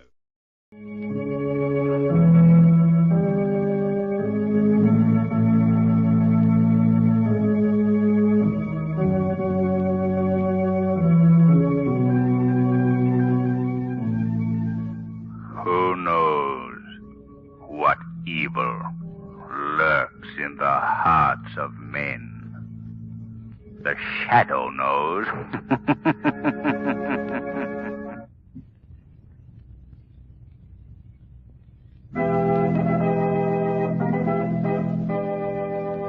The Shadow, mysterious character who aids the forces of law and order, is in reality Lamont Cranston, wealthy young man about town. The Shadow uses his hypnotic power to cloud men's minds so that they cannot see him. Cranston's friend and companion, the lovely Margot Lane, is the only person who knows to whom the voice of the Shadow belongs. Today's story, Death is an Art.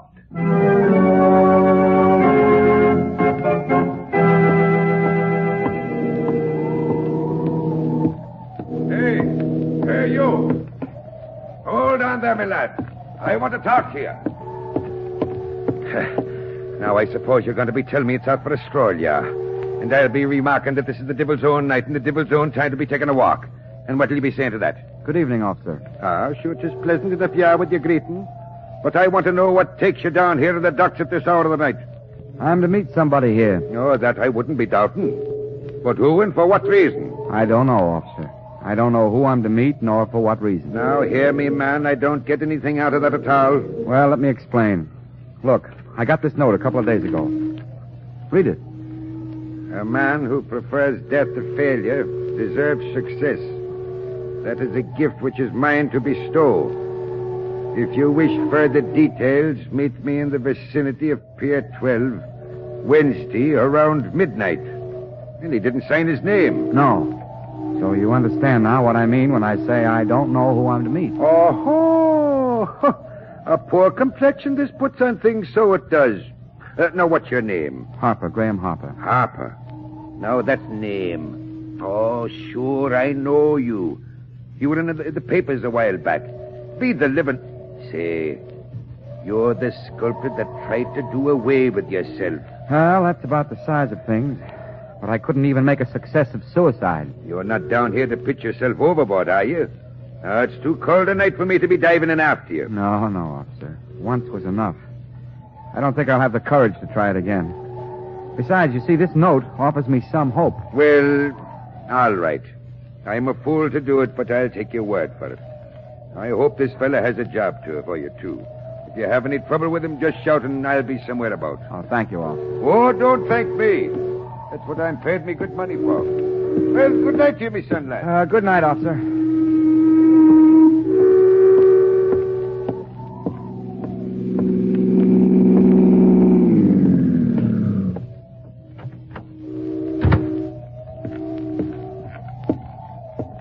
I beg your pardon. Are you Graham Harper? I am. Who are you? May I first confirm your identity? You have a note directing you to meet someone here. I have a note, yes. Is it from you? May I see that? Sure, here it is. Yes, so it is. Now we can talk without restraint. May I introduce myself? I am Professor Skurta Tasso. Professor Skurta, the famous scientist? Yes. Well, this is an honor, Professor. But what could you want with me? I read all about you in the newspapers. Your attempted suicide. Oh. I want to assure you I'm deeply sympathetic. Because you see, I too am a failure. What? You a failure? Oh. I have been blessed with a goodly share of success in science. But like yourself, I too have ambition to become a great sculptor. Had? Still have. But I know it is too late now to realize my ambition. I am so firmly established in science that my efforts in an artistic endeavor might be regarded as simply the hobby of a successful man. Oh, I see. Your note says you have the power to bestow the gift of success. I have. How? I have made a great scientific discovery. It is not of a character I can release to the world. But what has a scientific discovery to do with the art of sculpture? More than you can realize now. I have looked for someone who would value success in art above life itself. I believe you are the one through whom I can express the desire to create. I don't know what you mean. You were ready to throw your life away because you were a failure in your chosen field. What would you do for success? Anything.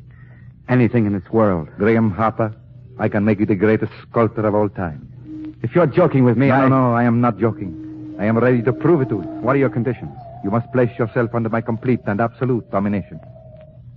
If what you say is true, you could be the very devil himself, and I'd gladly embrace you.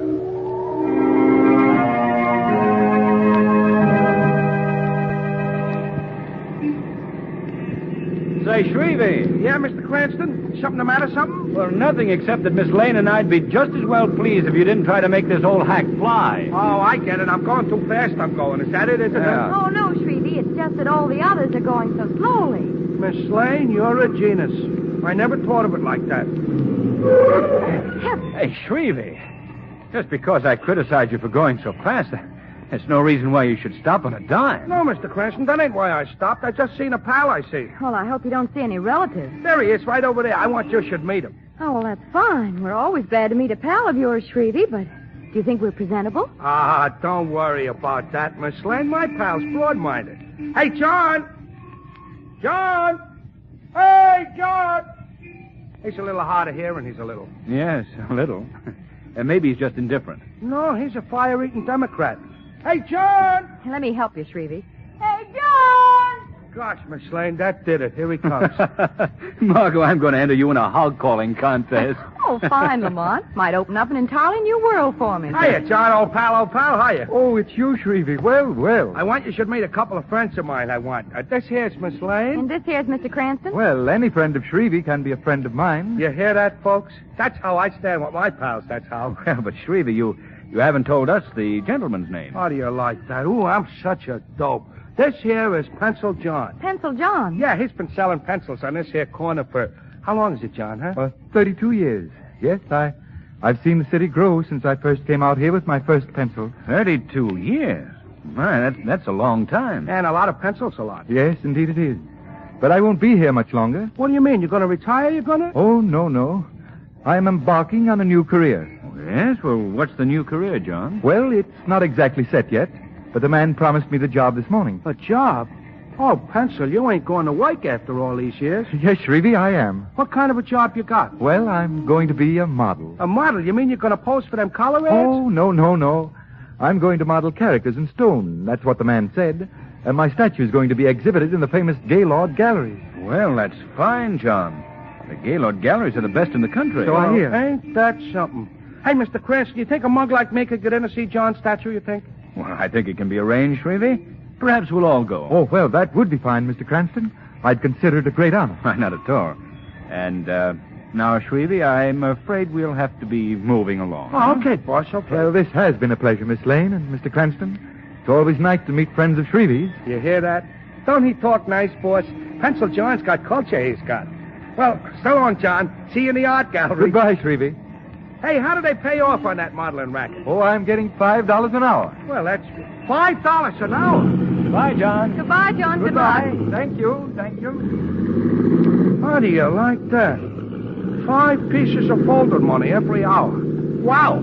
Hey, Miss Lane, look, get this. How's my profile from this angle? Oh, it's fine, Shrevey, but I think I like the back of your head better. You do, Miss Lane? You do? Yes, then I know you've got your eyes on the road. Oh, I get it. $5 an hour.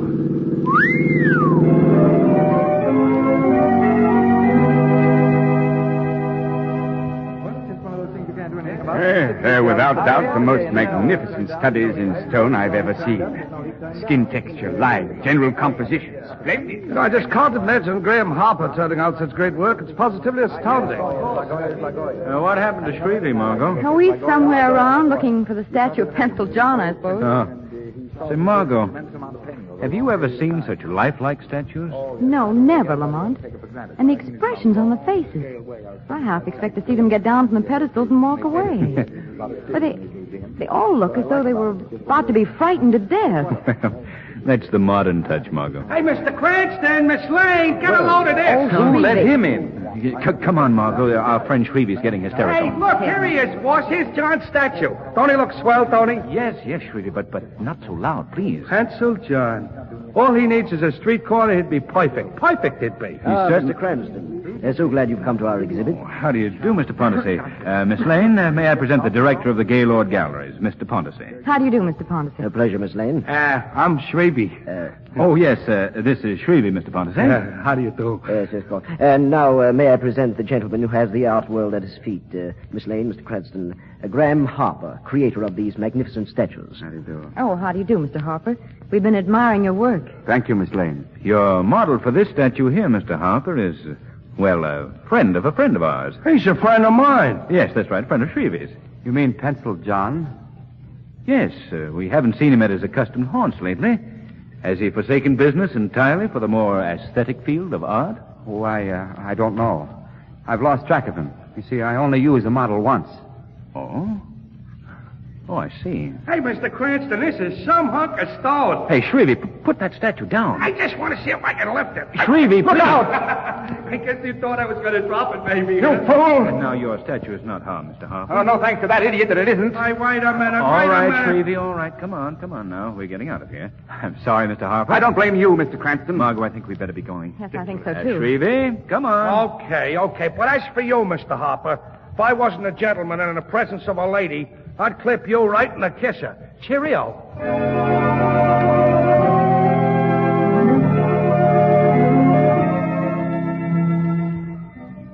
know something, boss? That Harper guy oiked me. If you know what I mean. He oiked me.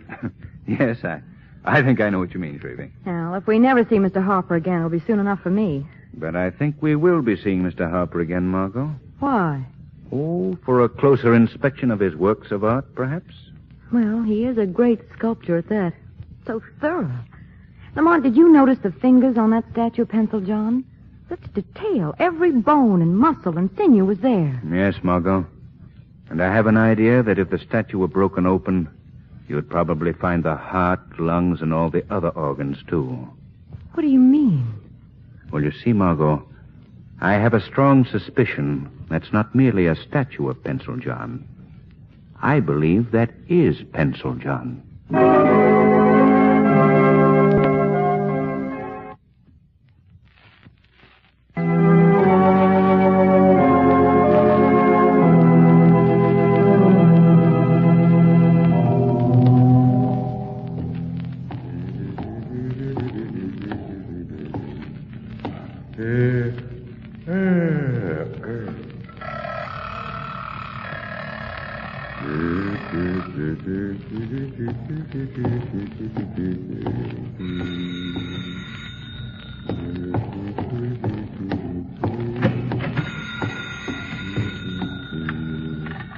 Hello? Gaylord Galleries. Yeah, this is Horton, the watchman. I've got the okay to release the statue as soon as you come for it. All right. Good night. Huh? Just a moment, Horton. Who's that? I'm the Shadow. Well, I don't see you where. I've clouded your mind so you can't see me. But don't be afraid. I'll not harm you or anything in your charge. Well, what do you want? For the present, just a little information. Who is that called on the phone? An expressman. There's a statue going out of the galleries tonight. Which one? Pencil John. I see. Well, I want to get a good look at that statue before it goes. You just stay here in this little office until the expressmen come for that statue. Oh, don't worry. I won't move. I want you to act as if nothing's happened. I understand. Very well. I'll leave you now.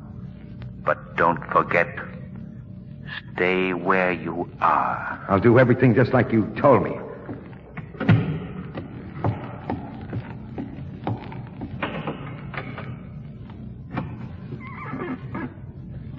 All right, Margot.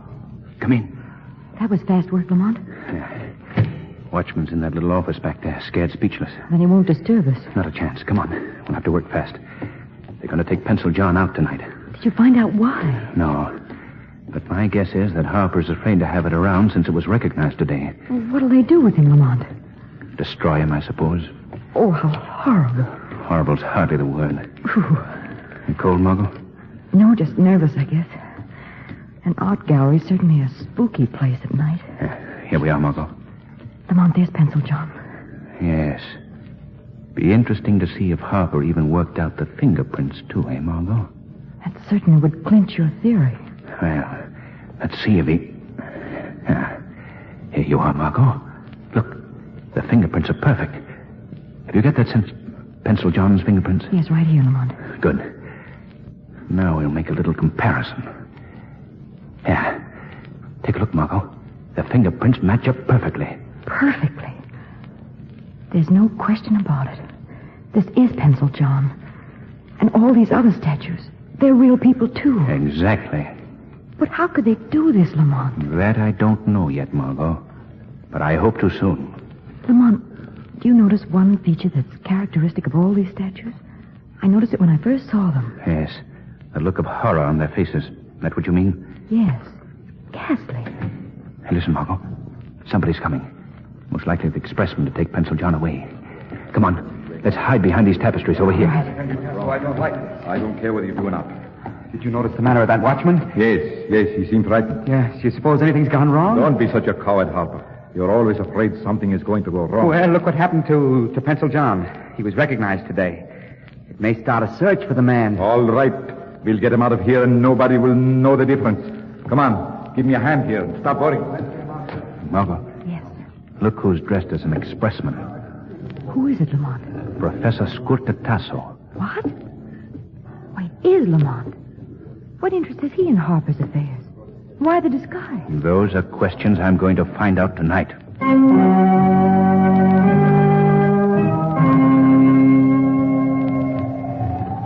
We could have kept this in my studio tonight. Would have saved us the trouble of coming out here to the seacoast. I feel more comfortable here in my laboratory. Besides, this statue will have to be destroyed at once. Destroyed? How? Broken up and thrown into the sea. Take that sledgehammer there. What? Oh, no, I couldn't do that. I couldn't. All right, then. I will do it myself. First, we'll have to get to work on a replacement for the exhibit. All right. Have you a subject? Yes, he is here in this room. Come out, old fellow. You're gonna let me get out of here, mister, are you? Yes, old fellow. You will be out of here in a very short time. What was the idea of bringing me here in the first place? What do you think of him, Harper? Raise your head a bit. Excellent subject. Well, can I go now? In a little while. Sit down here in this chair a minute. I want to get out of here. Sit down. Well, only a minute. Now. Oh! Shut up. Take these clamps from around me. Hand me the hypo. I'll quiet this old fool. Oh, listen, mister. What do you want to hurt me for? I ain't never done I nothing. won't hurt you, not a bit. Roll up your sleeve, Harper. All right, What are you going to do? Prepare you for a greater destiny than perhaps you deserve. No, go away from me. Go away. Come over here, Harper. Strange how even the most disreputable will cling to life. In just a few hours now, Harper, you will have a statue every bit as fine as Pencil John. Hand me my case. Yes, Professor. This is the most amazing process imaginable. No, it is a simple thing. Nature gave me the clue. Calcification of the human body is a device of nature. I just intensify the disease until the body attains the consistency of granite. Professor! Yes, what is the matter? I heard a noise outside. The wind, no doubt. No, somebody's out there. Well, let's put your mind at rest before you get hysterical. Come on. No. See anyone? No, there is nobody there. I thought you were right. There is somebody. Huh? Come on. Hey there, you! Come back here! It's a man and a woman. They got into that car. We've got to head them off. Hey, come back! There goes the car. Found it. Come on. He struck the pulse. Come on. Yeah. Hurry.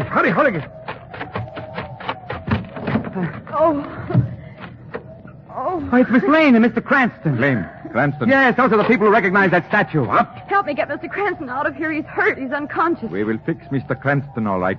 Grab a Harper. Yeah, come on, you. Let go. Get out of there. Can't you see I've got to get Mr. Cranston to a doctor? Don't worry, my dear. I will take good care of your friend. I've got just the right prescription for snoopers.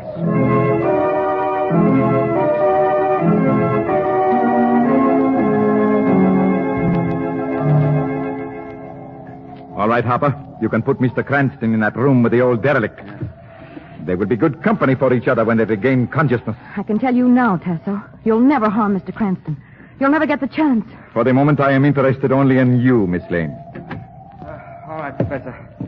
Taken care of. Good.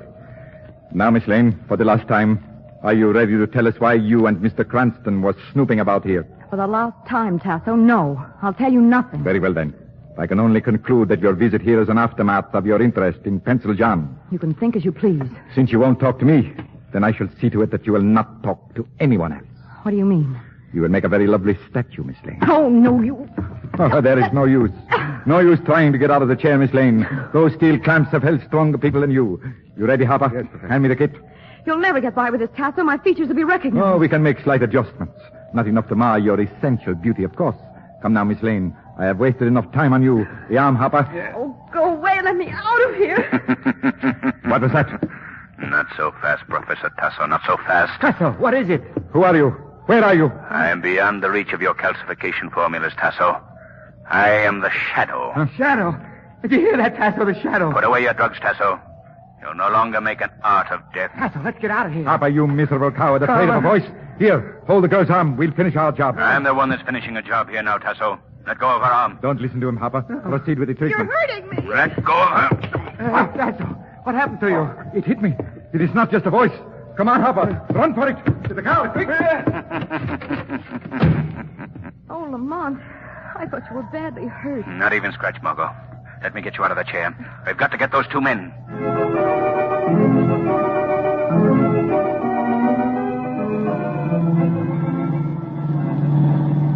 Good driving, Margot. We're gaining on them. Tasso and Harper are certainly giving their car all it can take. Yeah. Look, Margot. The railroad crossing. Oh, Lamont, they're going to try and beat that train. They're insane. Oh, no! Lamont! Oh, Lamont. Look. Turn around, Margot. Oh. Let's go back. Professor Tasso and Graham Harper will never bother anyone again.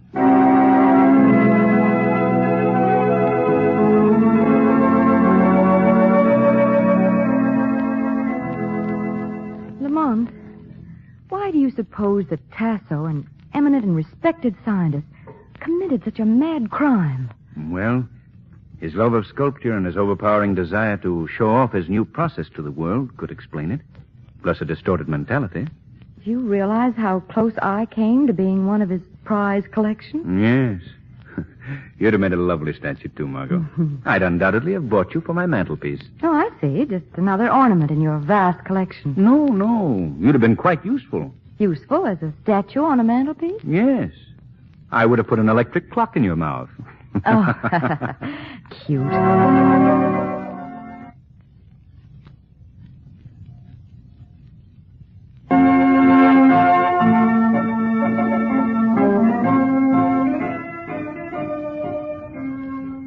Today's program is based on a story copyrighted by the Shadow magazine. The characters, names, places, and plot are fictitious. Any similarity to persons living or dead is purely coincidental. The Shadow magazine is on sale at your local newsstand.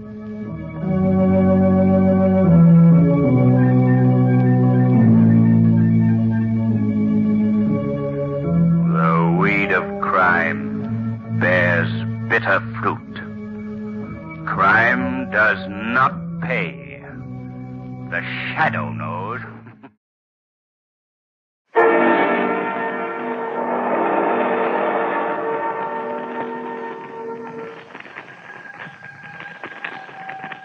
Good evening, priest. This is Hunter Galloway inviting you to listen to another Mystery Playhouse drama. Tonight, The Whistler and his strange story, Bright Horizon.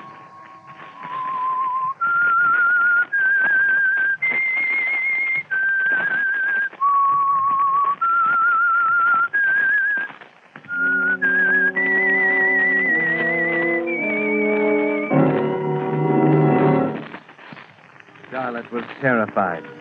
She hadn't planned on this. Her heart pounding this way, her hands shaking, the weak feeling in her knees. She told herself again that if the plan were to succeed, she must be bold. Everything must go off as usual. This Friday night must be exactly like everyone before it. During the 8 years, she'd acted as secretary once a week for Harvey Cole. She held onto the edge of the piano for support and tried to appear calm as she watched him stumbling through a Chopin etude, smiling happily when it went smoothly, frowning when it went wrong. Yes, Harvey Cole, her best customer, was having his hour at the piano after dinner. Soon there'd be the usual remark about how he'd had the good sense to retire while he could enjoy it. Then he'd go on to the letters and sign them, as usual, without bothering to read them. Yes, that was the heart of the plan. He trusted her. He always signed the letters laid out neatly in sequence without reading them. Still, Charlotte was terrified, and with good reason. No, that can't be it. Mr. Cole. Yes, of course, Charlotte. The correspondence. Now, let me see. That's more like it. Now. Mr. Cole, we really must get this correspondence off. Not bad, old boy. Not bad. The right hand's all there. Please, Mr. Cole. Charlotte, darling. Oh, I'm sorry, Mr. Cole. It's just that... Must those letters be signed now? Must I keep the ghost of Chopin tapping his foot while I meddle with a stack of routine correspondence? You could just as well sign them yourself. But we discussed that, Mr. Cole. We agreed... I know. I should sign them myself. The personal touch. Very well, my dear. Bring them here. I have your pen here, Mr. Cole. Hand them to me, please. One at a time. One at a time? But, Mr. Cole, I just remembered I made a mistake. I forgot to correct What? it. You? Oh, come now, Charlotte. You haven't made a mistake in 8 years. Give them to me, please. No, I did make a mistake. Here, I'll bring them back in just a minute. No, let me see.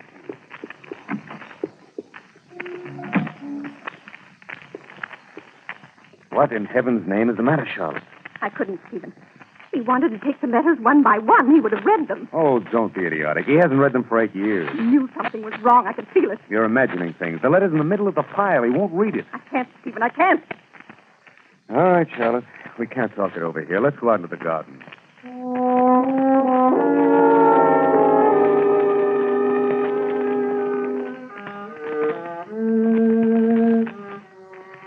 Well, Charlotte, it was too much for you, wasn't it?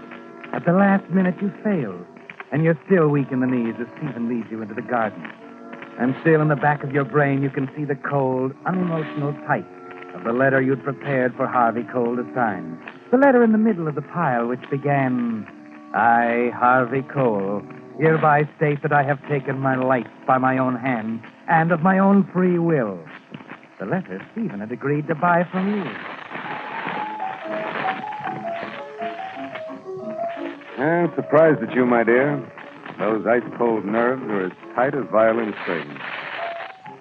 Yeah, listen to him.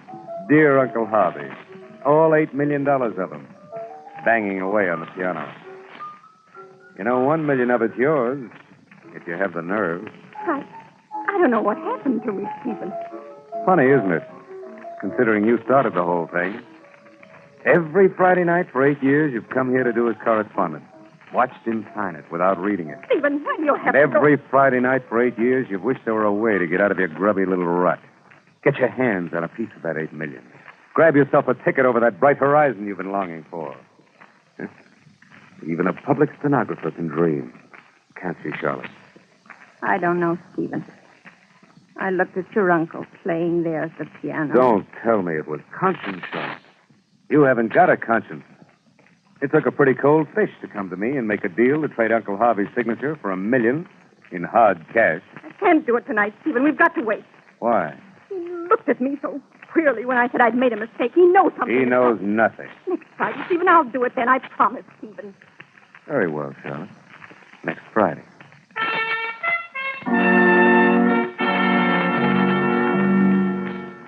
So you return to your drab little office in town, Charlotte, to wait for next Friday, to grind out business letters for traveling salesmen and department store buyers. Back to Dear Sir and very truly yours. While the words of Uncle Harvey's suicide letter flash on and off in your brain like a neon sign. Then it's Friday again, and you're off on the usual trip to the estate with Stephen in the family car. I had the letter, Stephen. I'm all ready.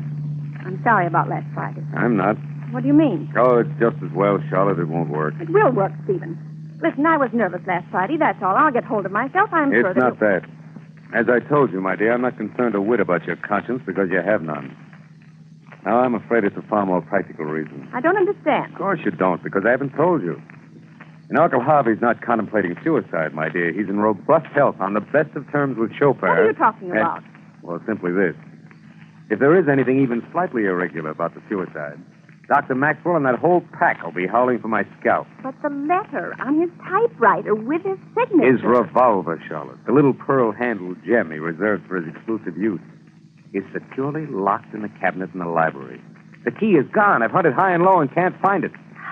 Stephen, your uncle carries that key on his watch chain. I'll get it for you. Well, good girl, Charlotte. Good girl.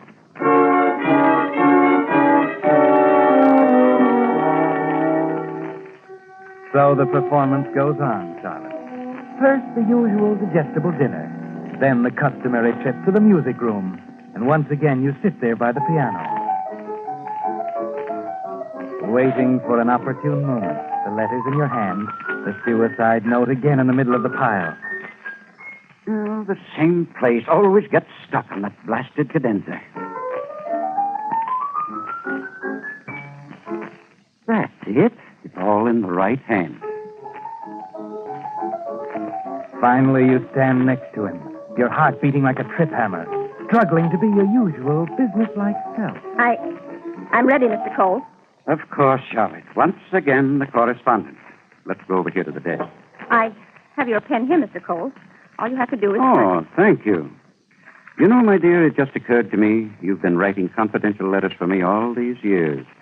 The only person in the world I'd trust this way. Why? Thank you, Mr. Cole. You know, Charlotte, a man with money finds it easy to become disillusioned with his fellow humans, and I'm afraid I've become rather cynical. You seem to be the one completely honorable individual it's been my good fortune to encounter during the past 50 years. And I want you to know I appreciate it deeply. Here's the pen, Mr. Cole.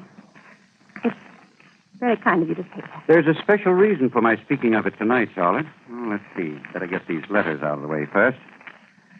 You know, Charlotte, I think I'll read them over tonight just for fun.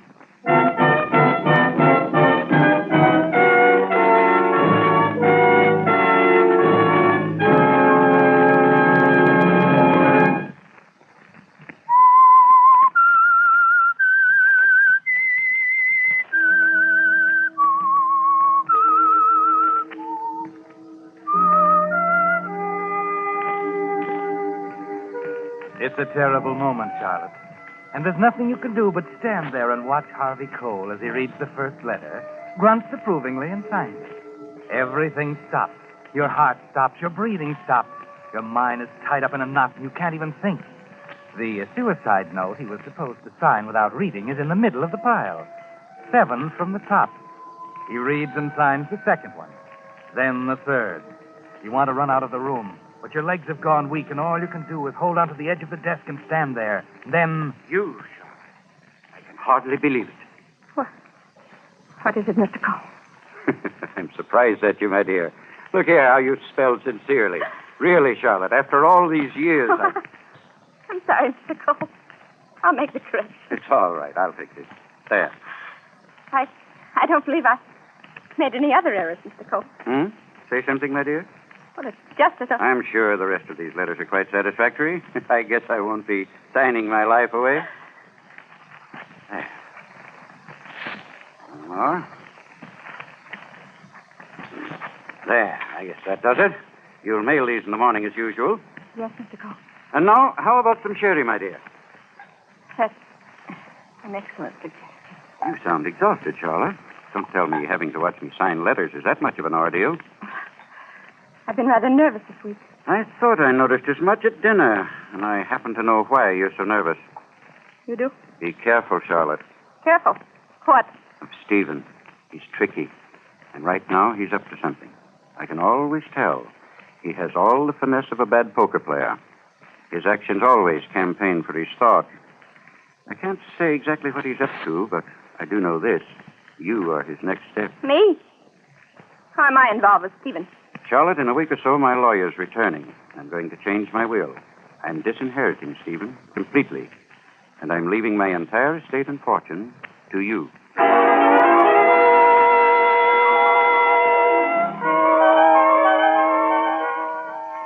It's too much, Charlotte. The room starts to spin and you have to sit down.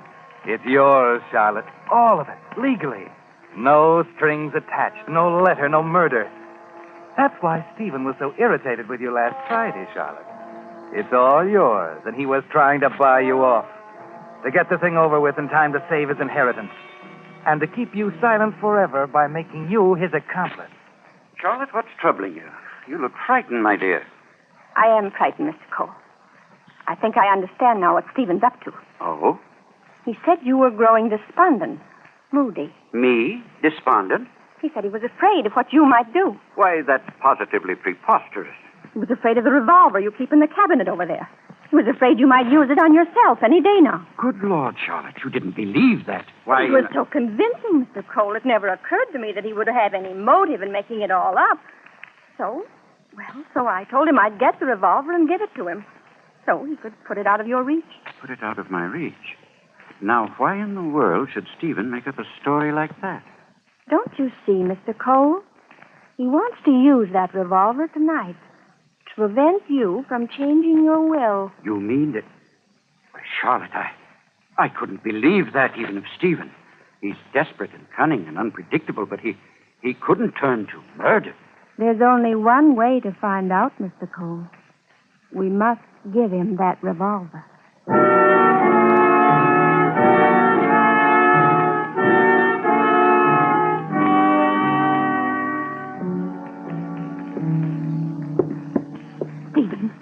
Where is he? In the music room asleep. Good. Did you get the revolver? Here's the revolver. I have a note in my pocket. He signed it? Of course. Good girl. Stephen, you can't put it off another minute. He called the lawyer while I was there. Something about changing his will. I couldn't get it all. Wait a minute. Changing his will. How much did you hear, Charlotte? Just what I told you, Stephen. I didn't want to appear too interested. All right. Will it be sometime tonight? Better than that, right now. Now, you better get out of here. All right. Stephen. Yeah? Good luck.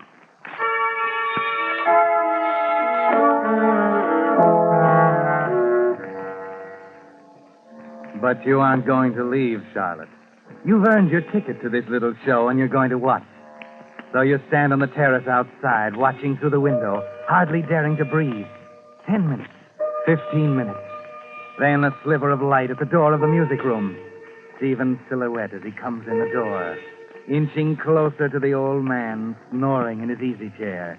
He raises the gun. Then, just as you and Harvey had planned, Harvey jumps up and grabs Stephen's wrist. So, you were going to kill me, huh? We'll see about that. Let go of me. Let go of me, I tell you. Out.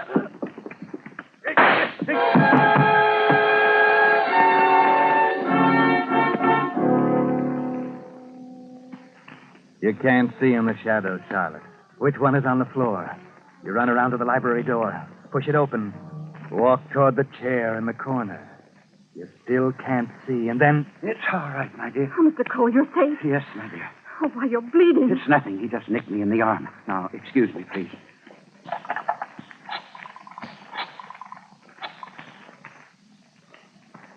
Police, this is Harvey Cole speaking. I've just killed my nephew in self-defense.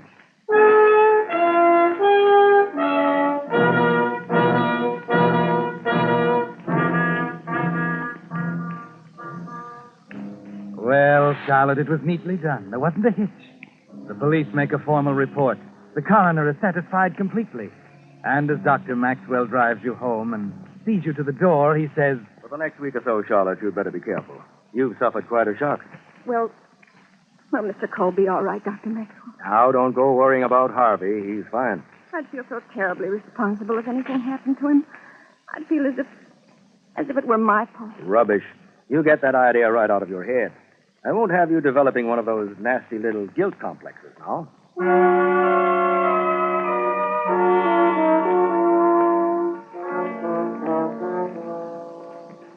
No, Charlotte, there's no feeling of guilt, is there? Stephen was right. You haven't got a conscience.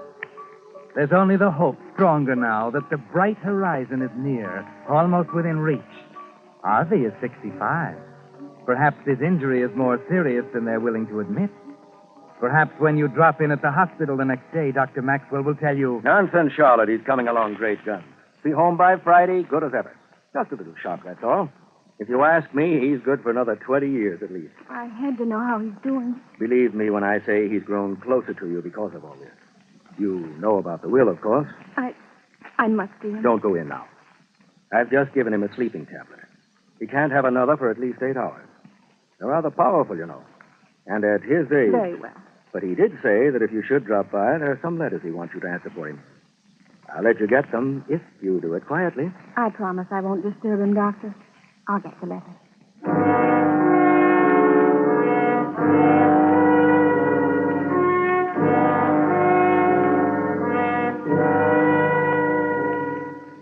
So you walk into Harvey's hospital room, realizing now that it started all over again, with the accent on the future, 20 years away. Back to the rut, picking up the same old habits in the same old office. Only it's worse now, with the money there waiting for you. All yours. Someday. Yes, it might have been better to let Stephen go through with his plan, but it's too late to do anything now. You pick up Harvey's letters on the nightstand by the bed, and as you do, your eyes settle on the little round cardboard box next to them. Xylol acetate, caution. Take only as directed.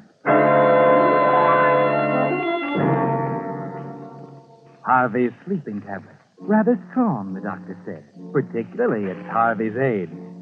You stand there fascinated, thinking how easy it would be with the suicide note signed in the drawer of your dresser. He'd never taste them in a glass of sherry. So easy, Charlotte. He'll be home in a week. Just a week, Charlotte. Not 20 years. I'm so glad you're home, Mr. Cole. So am I. That's why hospitals were invented, my dear, to make a man appreciate his home. I couldn't help feeling you might have left a little soon, though. Well, I'm bound to feel a little weak at first, but don't worry, my dear. I have a good many years ahead of me yet. So Dr. Maxwell said. Now, don't you become impatient and try to dispense with me to gain the inheritance. Why, Mr. Cole. Oh, no, I've upset you. Do forgive my clumsy humor. Dr. Maxwell told me about this unfortunate little guilt complex you've developed. Now, I'm sorry, my dear. Oh, that's all right, Mr. Cole. Is there anything I can get you? A cigar? Or perhaps some wine? Not for me, thanks. What about yourself? Hungry? Perhaps. I just thought perhaps a little cherry. Do have some with me. Please.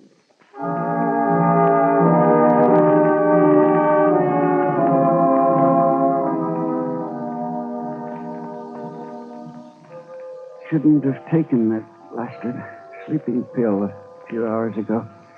Can hardly keep my eyes open. You must sleep, Mr. Cole. The doctor said. I know. Not very polite of me, though, dropping off. Mustn't fight it, Mr. Cole. Let it come.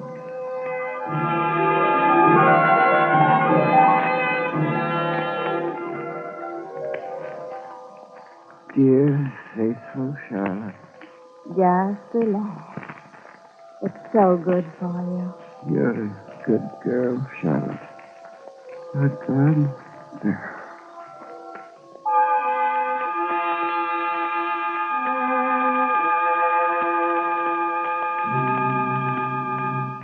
It's over, Charlotte. No more 20 years. The future. The bright horizon is here now. You're careful to remove any trace of your presence. The wine glass, the letters, all of them except, of course, the suicide note, signed and dated today. And then you leave, walk back to town, and arrive at Dr. Maxwell's home at exactly the right moment. Why, Charlotte, how nice to see you. I'm afraid I'm just leaving, though, for Harvey Cole's. Care to come along? What perfect timing, Doctor. I was hoping you'd drive me there. I'm so anxious to see him again.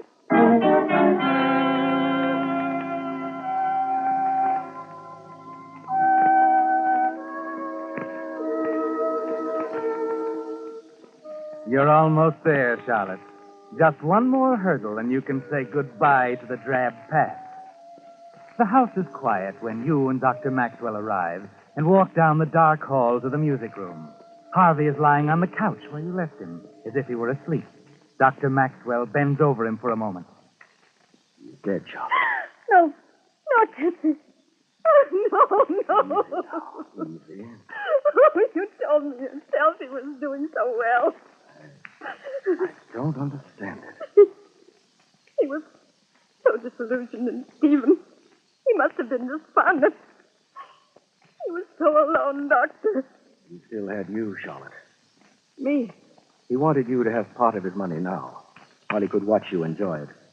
See it do something for someone who still had a future. He was going to do that? Yes, he was. Odd, isn't it? How a man with so many plans could do this. You do think he killed himself? He had a reason, of course. His music was gone forever. You see, Charlotte, you were so anxious to blame yourself if Harvey had been hurt last week. We didn't want to arouse that guilt complex any further. And we... Wait a minute. What's the matter, Doctor? This note. I, Harvey Cole, hereby state that I have taken my life by my own hand and of my own free will. It's signed. Dated today. He left it, I guess. It's not suicide, Charlotte. He didn't kill himself. This is a forgery. Why? What do you mean? I was telling you, Charlotte, he did have a reason. His music was gone. He couldn't play the piano anymore. The wound he got when Stephen tried to kill him wasn't a scratch, Charlotte. That shot partially paralyzed his right arm. He couldn't write. Why, someone killed him, Charlotte. Someone murdered him in... Charlotte. Charlotte, you!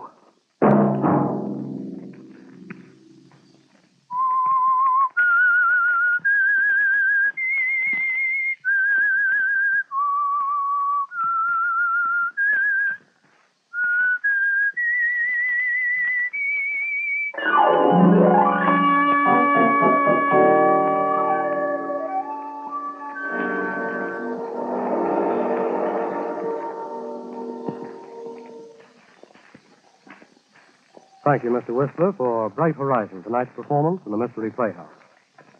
Until next time, Priest, this is Hunter Galloway saying good night. Sleep tight. This is the Armed Forces Radio Service.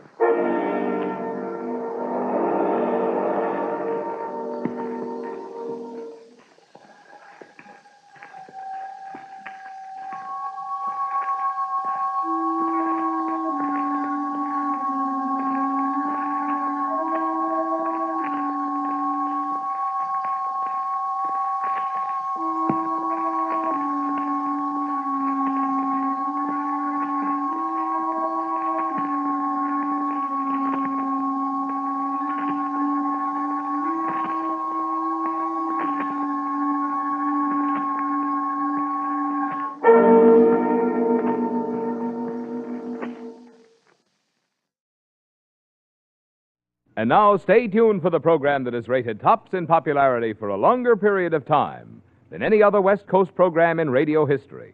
The Signal Oil program, The Whistler.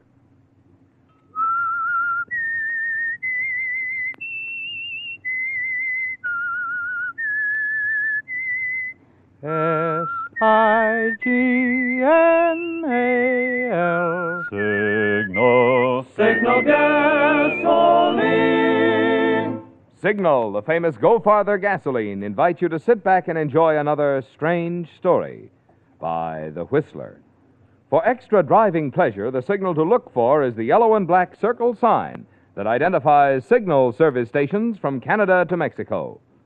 And for Sunday evening listening pleasure, the signal to listen for is this whistle that identifies the Signal Oil program, The Whistler.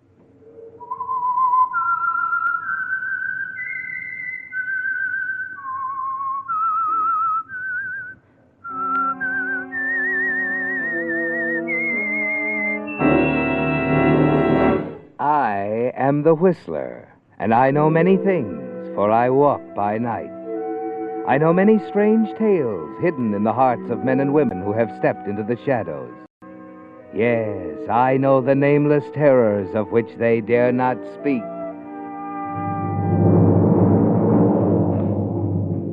And now for the Signal Oil Company, The Whistler's strange story, The Lady in the Snow.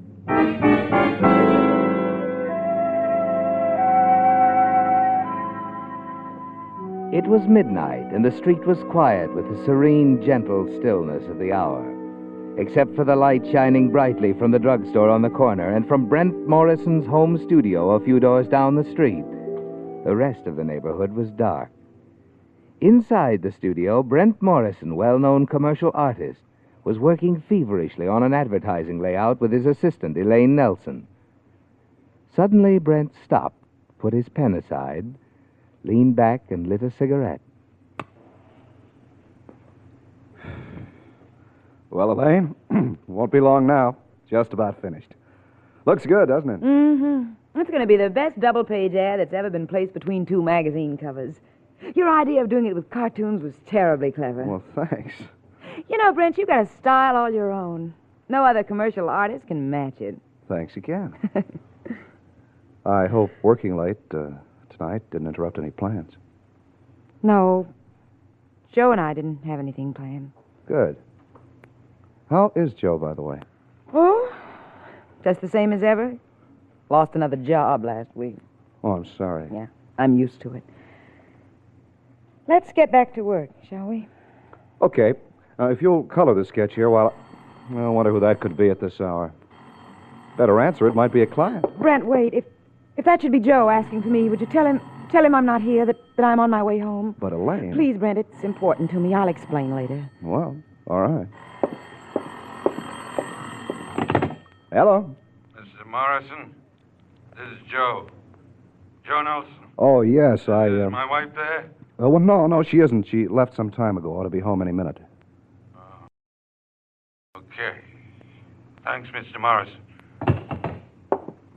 Thanks, Brent. Look, Elaine, what goes here? Why did you ask? Oh, it's nothing, really. Well, you'd better tell me. It could be I just put myself in quite a spot. Well, the last time I worked late with you, Joe didn't like it. We had quite an argument. Well, why didn't you tell me he was suspicious? Because I was afraid you'd be annoyed, get someone else to work with you. With Joe out of a job, earning a living's up to me. Well, I'd have been glad to make some special arrangement. We could have worked at your place. I'm sorry, Joe. I'm so lonely, and Joe is so difficult. He finds fault with everything I do. Oh, now, Elaine. Elaine, if there's anything I can do... Thanks, but I guess there isn't. It's nice to know you're willing to help. You're a wonderful girl, Elaine. It's just too bad Joe doesn't understand. Wow. It's a very touching scene. Joe! Yeah, very touching. I figured you and this Morrison guy out all along, baby. Oh, wait, you're all wrong. I know you were here. That's why I called from the drugstore on the corner just to see what Morrison would say. He gave me the wrong answer. And he's gonna pay for it. This andiron will do the trick. Brent, look out. You raise an arm to stop him, but Joe moves in quickly. Sharp, sudden pain, and you're almost defenseless against the rain of blows against your arms and body. And then just as suddenly, it's there in your hand, the gun, your gun. You see Elaine realize that she's handed it to you. Your gun, Brent. You know it isn't loaded, but it might frighten Joe off. He grabs for it. The struggle for possession heightens. Suddenly, you feel Joe relax, and then he crumbles. Brent, you shot him. But how... The gun. It was never loaded before. Elaine. Is he? Yes. He's dead.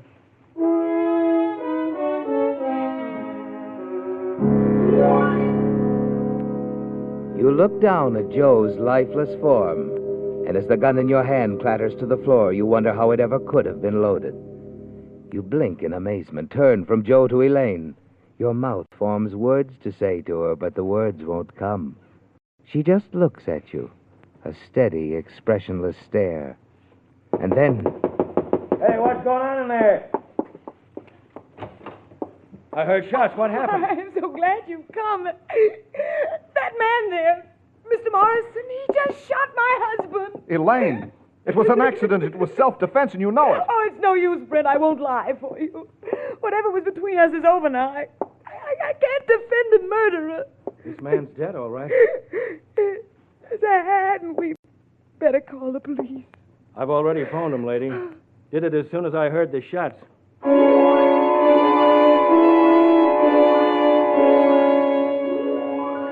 It's like some horrible nightmare, isn't it, Brent?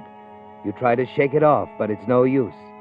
You can't understand why, but Elaine is saying you murdered her husband, and the police are on their way. You stand there staring, Elaine weeping softly, the man looking at you curiously. Here the police come now. I better go out and flag them down. I couldn't give them the exact address. I didn't know it. Elaine, what's this all about? Tell me. Oh, come off it, Brent. You can't be that dumb. Dumb. I'm beginning to see. You planned the whole thing. Me on the phone telling Joe you weren't here. And then when he came, you gave me the gun you loaded without my knowledge. You wanted me to kill him. The police will never know that, Brent. But why? Why did you want Joe dead? Simple. $20,000 worth of life insurance. With $20,000, a girl can live a little. She can do a lot of things. But Elaine, why did you pick on me? You were handy. Besides, I don't like the way you've used my ideas. That's not true, and you know it. You don't think you're going to get away with a brazen frame-up like this, do you? No? Of course I'll get away with it. As you hear the police car stop outside, you suddenly spring into action. Before Elaine can stop you, you're out the door, running down the back stairs. Stop him! He's getting away! Stop him!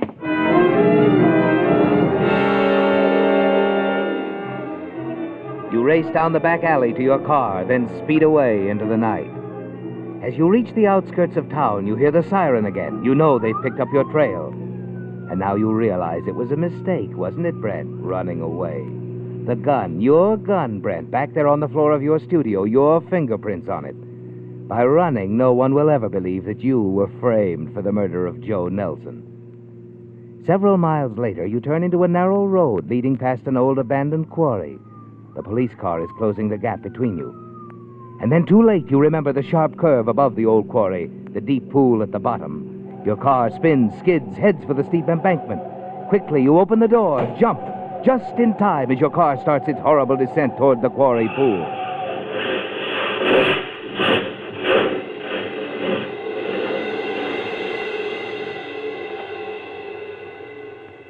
For a minute, a black curtain shuts out everything. And then it's gone. And you find yourself lying in a clump of bushes. Over here, Bill. Below, you hear voices. You sure picked the wrong You church crawl down. to the ledge, look down, see the two policemen. You sure took a tumble. Yeah, and that pool of water is at least 50 feet deep. Never get him out of there alive. That's a cinch. Well, maybe it's a break for him. It was this or the gas chamber.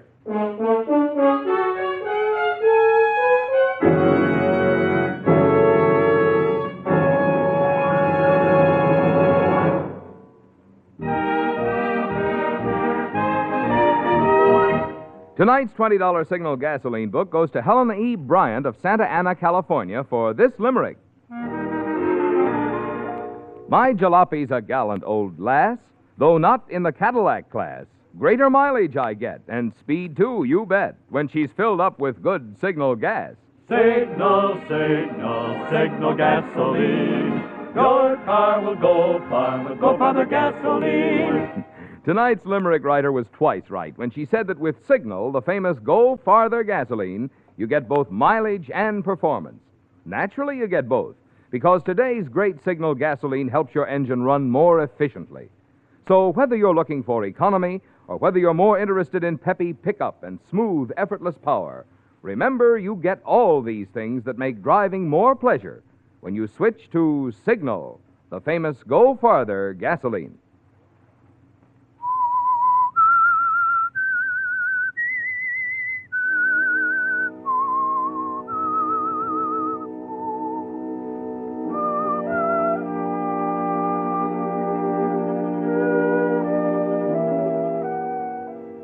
Well, Brent, Elaine's scheme to frame you for her husband's murder worked, didn't it? You had to get away fast, and in the police chase following your flight from the house, your car crashed over a steep embankment into an abandoned quarry pool. By a miracle, you had managed to jump clear of the car and remained in hiding while the police were at the scene. They believed you went down with the automobile. So now you're free. Until they pull the car out, discover you're not in it. You manage to stagger back to the road, hail a ride in a passing truck.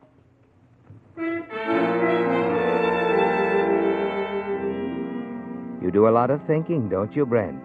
And shortly before dawn, you get off the truck at the outskirts of a small mountain village, Kentville. You make your way slowly into a clump of trees, drop exhausted on the grass, and soon you're asleep. When you open your eyes again, the sun is shining, and there's someone standing over you. Hello. Oh. Hello. What? You're hurt. Your shirt, there's blood on it. It's nothing. I just slipped a while ago. Fell on some rocks, just scratched myself up a little. Oh, here. Here, let me help you up. That's all right. I'll be okay. Oh, you are hurt.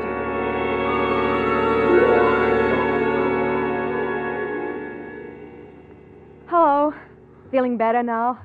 Yeah, I guess so. We didn't get around to introductions. I'm Claire Lawton. This is Dr. Matthews. He helped bring you here to my house. Hello, son. What's your name? It's Webb, Roy Webb. Good thing Claire found you, Mr. Webb, and called me. You were pretty badly banged up. You'll be okay. Just what did happen, Mr. Webb? What happened? Yes, I'm curious. Well, I'm not sure. You can't tell them the truth, can you, Brent? So you tell them you can't remember, that you must have suffered a brief lapse of memory. You explain you've had similar attacks before, that you can remember some things, your identity, but you can't remember others. You're relieved when Dr. Matthews seemed to accept your story.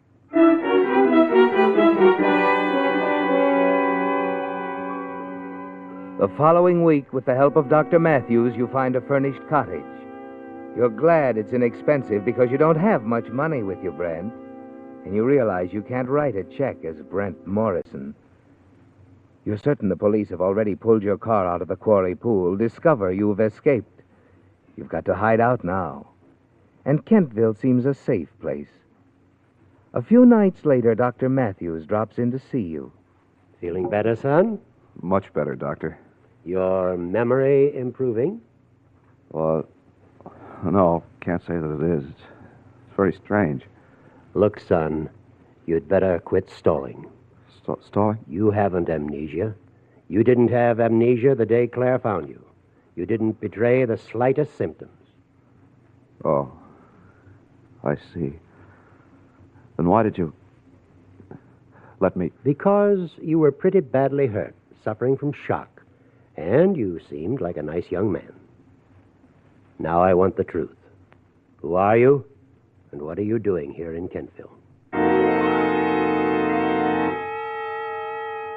Now you know, Brent. Your story didn't fool Dr. Matthews for a second, and you're faced with a vital decision. You make up your mind quickly. Tell him as much as you dare that you've been framed, involved in a scandal affecting your future. But you don't mention names or the death of Joe Nelson. Why, sounds fantastic. You're not making this up, son. What I've told you is the truth, Doctor. All right, I believe you. So you want to stay on here? Maybe need time to think things out, eh? Yes. That's what I want. I need time to think things out.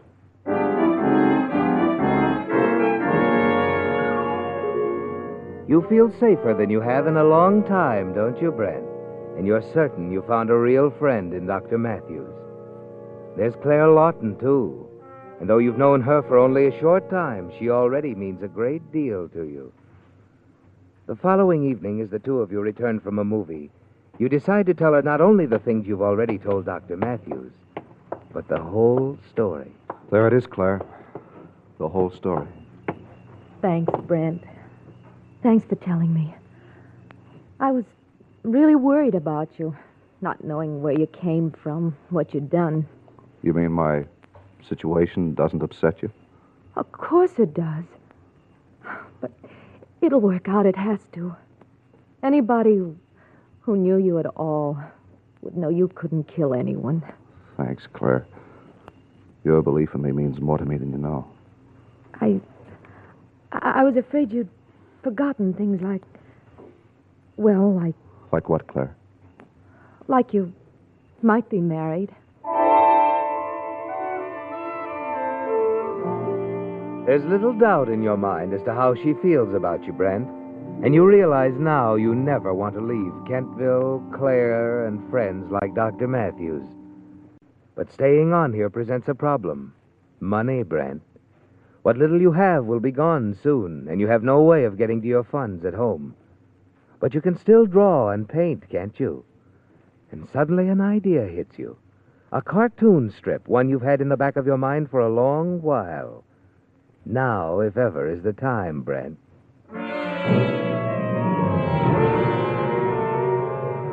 You work feverishly, disguising your style as much as possible. Then, using your new name, Roy Webb, you send the results to a newspaper syndicate in New York. When you receive their reply, a contract, it's even better than you'd hoped. Claire is elated.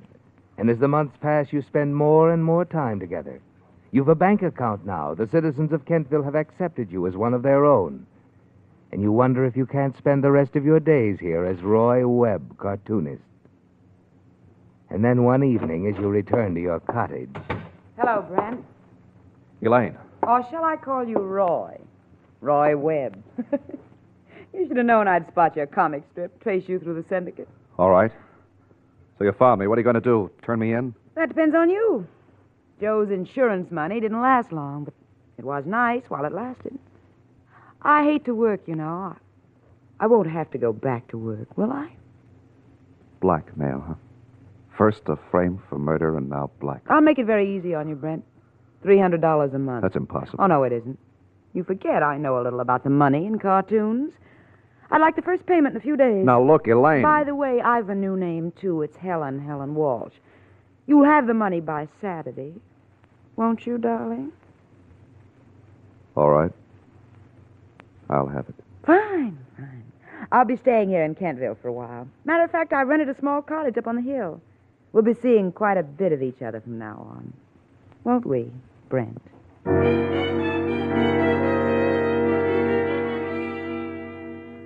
As the weeks pass, Elaine becomes more and more demanding. Insists you take her to dinner, the movies, and the lonely roadhouse on the outskirts of Kentville.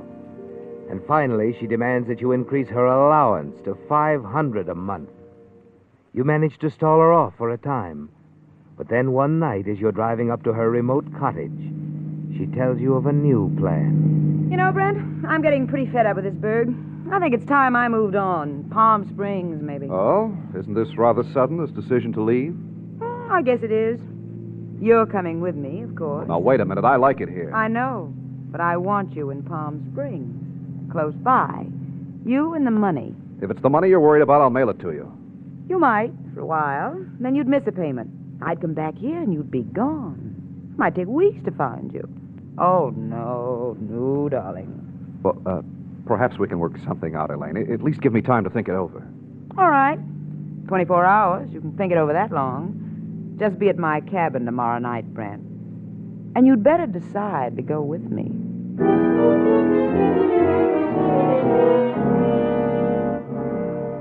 You hadn't planned on this, had you, Brent? The idea of Elaine leaving Kentville seemed like a very good one to you, but you never thought she'd force you to go with her. You don't sleep well that night, and during all the next day, the decision you must make twists and turns in your mind. Finally, you're on your way to Elaine's cottage again. The light snow that started falling in the afternoon has become thicker, and the narrow road leading up to the cabin is more treacherous than usual. You drive slowly, with great care, and when you arrive at the cabin, Elaine is pleased with your decision. Yes, I'll go with you, Elaine. Fine. I'm all packed. We can leave tonight. Tonight? Oh, now, look, I can't go tonight. I'll have to close up the cottage, settle some bills in the village. All right. In the morning, then. What's your hurry, anyway? Just want to get out of this iceberg, that's all. It's getting colder every minute. Yeah, there's a pretty bad storm going, too. I'd better start now while I can still make Now, it. before you go, close that window, will you? I'm freezing.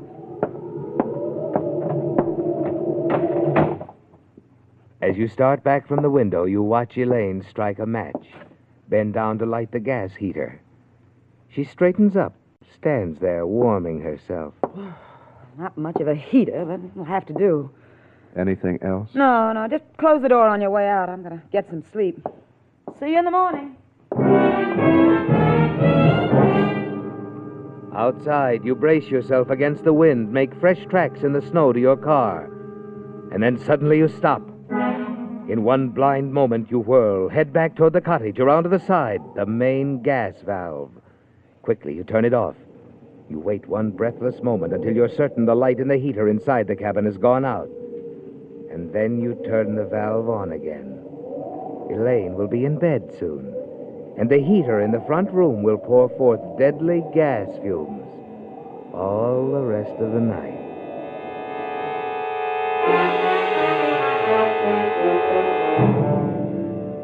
Only after you reach your own cottage do you realize what you've done. You pace up and down, your heart pounding. She deserves to die, doesn't she, Brent? And you keep telling yourself that's the way it's got to be. But it's no use, is it? You can't let her die, can you, Brent? No matter what she's done to you, you know now you can't commit murder. You go out into the storm to your car. You drive crazily up the narrow road again, twisting, swerving dangerously. Your own safety isn't a factor now. Even though Elaine is vicious, threatening, you've got to reach her in time. Only 2 more curves and you'll be there. Your foot is almost on the floorboard now, and as you take the first curve at top speed, a pair of headlights suddenly looms ahead.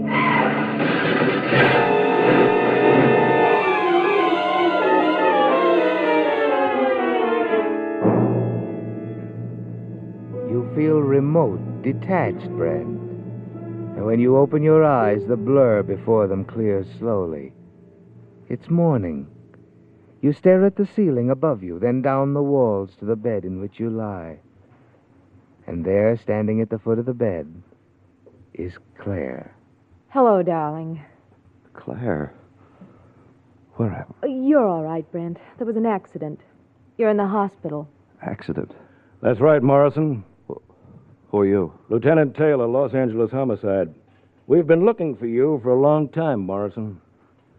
Yes, I guess so. But wait a minute.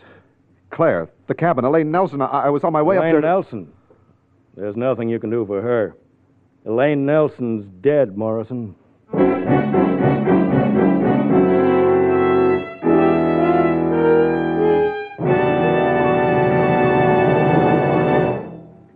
If automobile engines were made of glass, a lot more drivers would certainly switch to Signal Premium Compounded Motor Oil. Through the glass, you would actually see how the scientific compounds in this extra-duty Signal oil help to keep wear down and performance up. In the cylinder head, for instance, you would see how one of these compounds keeps Signal Premium from breaking down under heat, keeps it from forming harmful gum and varnish. Around the piston rings, you would see how a second compound in Signal Premium actually removes carbon.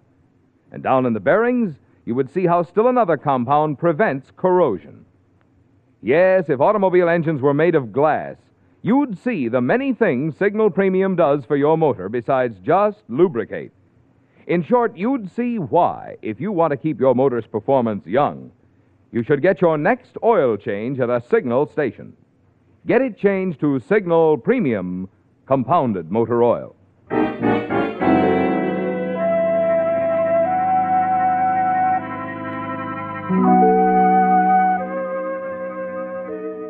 It's all over, isn't it, Brent? You know you were too late. The accident on the road to Elaine's cabin prevented you from reaching it in time to shut off the gas. And Elaine Nelson is dead. Now, in your hospital room, Claire Lawton, the girl you're in love with, is standing by your bed. So is Lieutenant Taylor of Los Angeles Homicide. And you're certain he knows that you're responsible for Elaine's death. There's nothing else for you to do now except tell him the whole story. But you know he won't believe a word of it. As you start to explain... Save your breath, Morrison. We know who did it. We know the whole story. Yes. I suppose you do. As soon as the local police got the facts, they called us. That's why I came. It's all cut and dried. We've got the gun Elaine Nelson was killed with. The gun? I thought it was... Darling, Elaine Nelson was found in the snow several hundred yards away from her cabin last night. She'd been shot to death. Shot to death? She was trying to get away when he caught her. Killed her. He? Who are you talking about? Elaine's ex-boyfriend. She ran out on him after she'd collected her husband's insurance money. He got sore, started looking for her. Her boyfriend? Nick Devens, the guy who ran into your studio the night Joe Nelson was shot. The guy who called the police. But I don't get it. You really caught him for us, Morrison.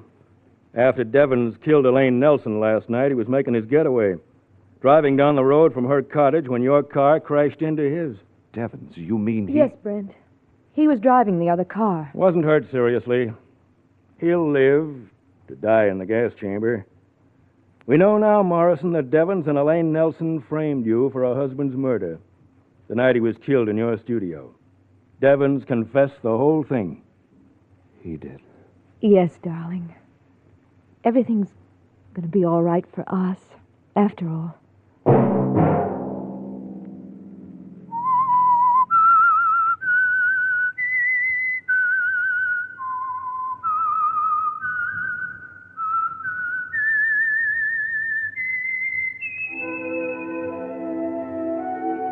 Let that whistle be your signal for the Signal Oil program, The Whistler, each Sunday night at the same time.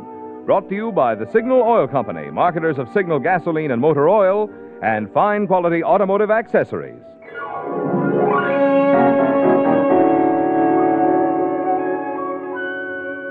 Featured in tonight's story were Hy Averback and Betty Lou Gerson. The Whistler was produced and directed by George W. Allen, with story by Nancy Cleveland, music by Wilbur Hatch, and was transmitted to our troops overseas by the Armed Forces Radio Service. The Whistler is entirely fictional, and all characters portrayed on The Whistler are also fictional. Any similarity of names or resemblance to persons living or dead is purely coincidental. Remember at this same time next Sunday, another strange tale by The Whistler.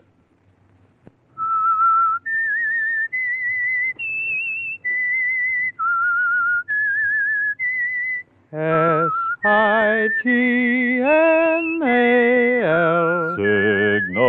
Signal gasoline. Marvin Miller speaking for the Signal Oil Company. This is CBS, the Columbia Broadcasting System.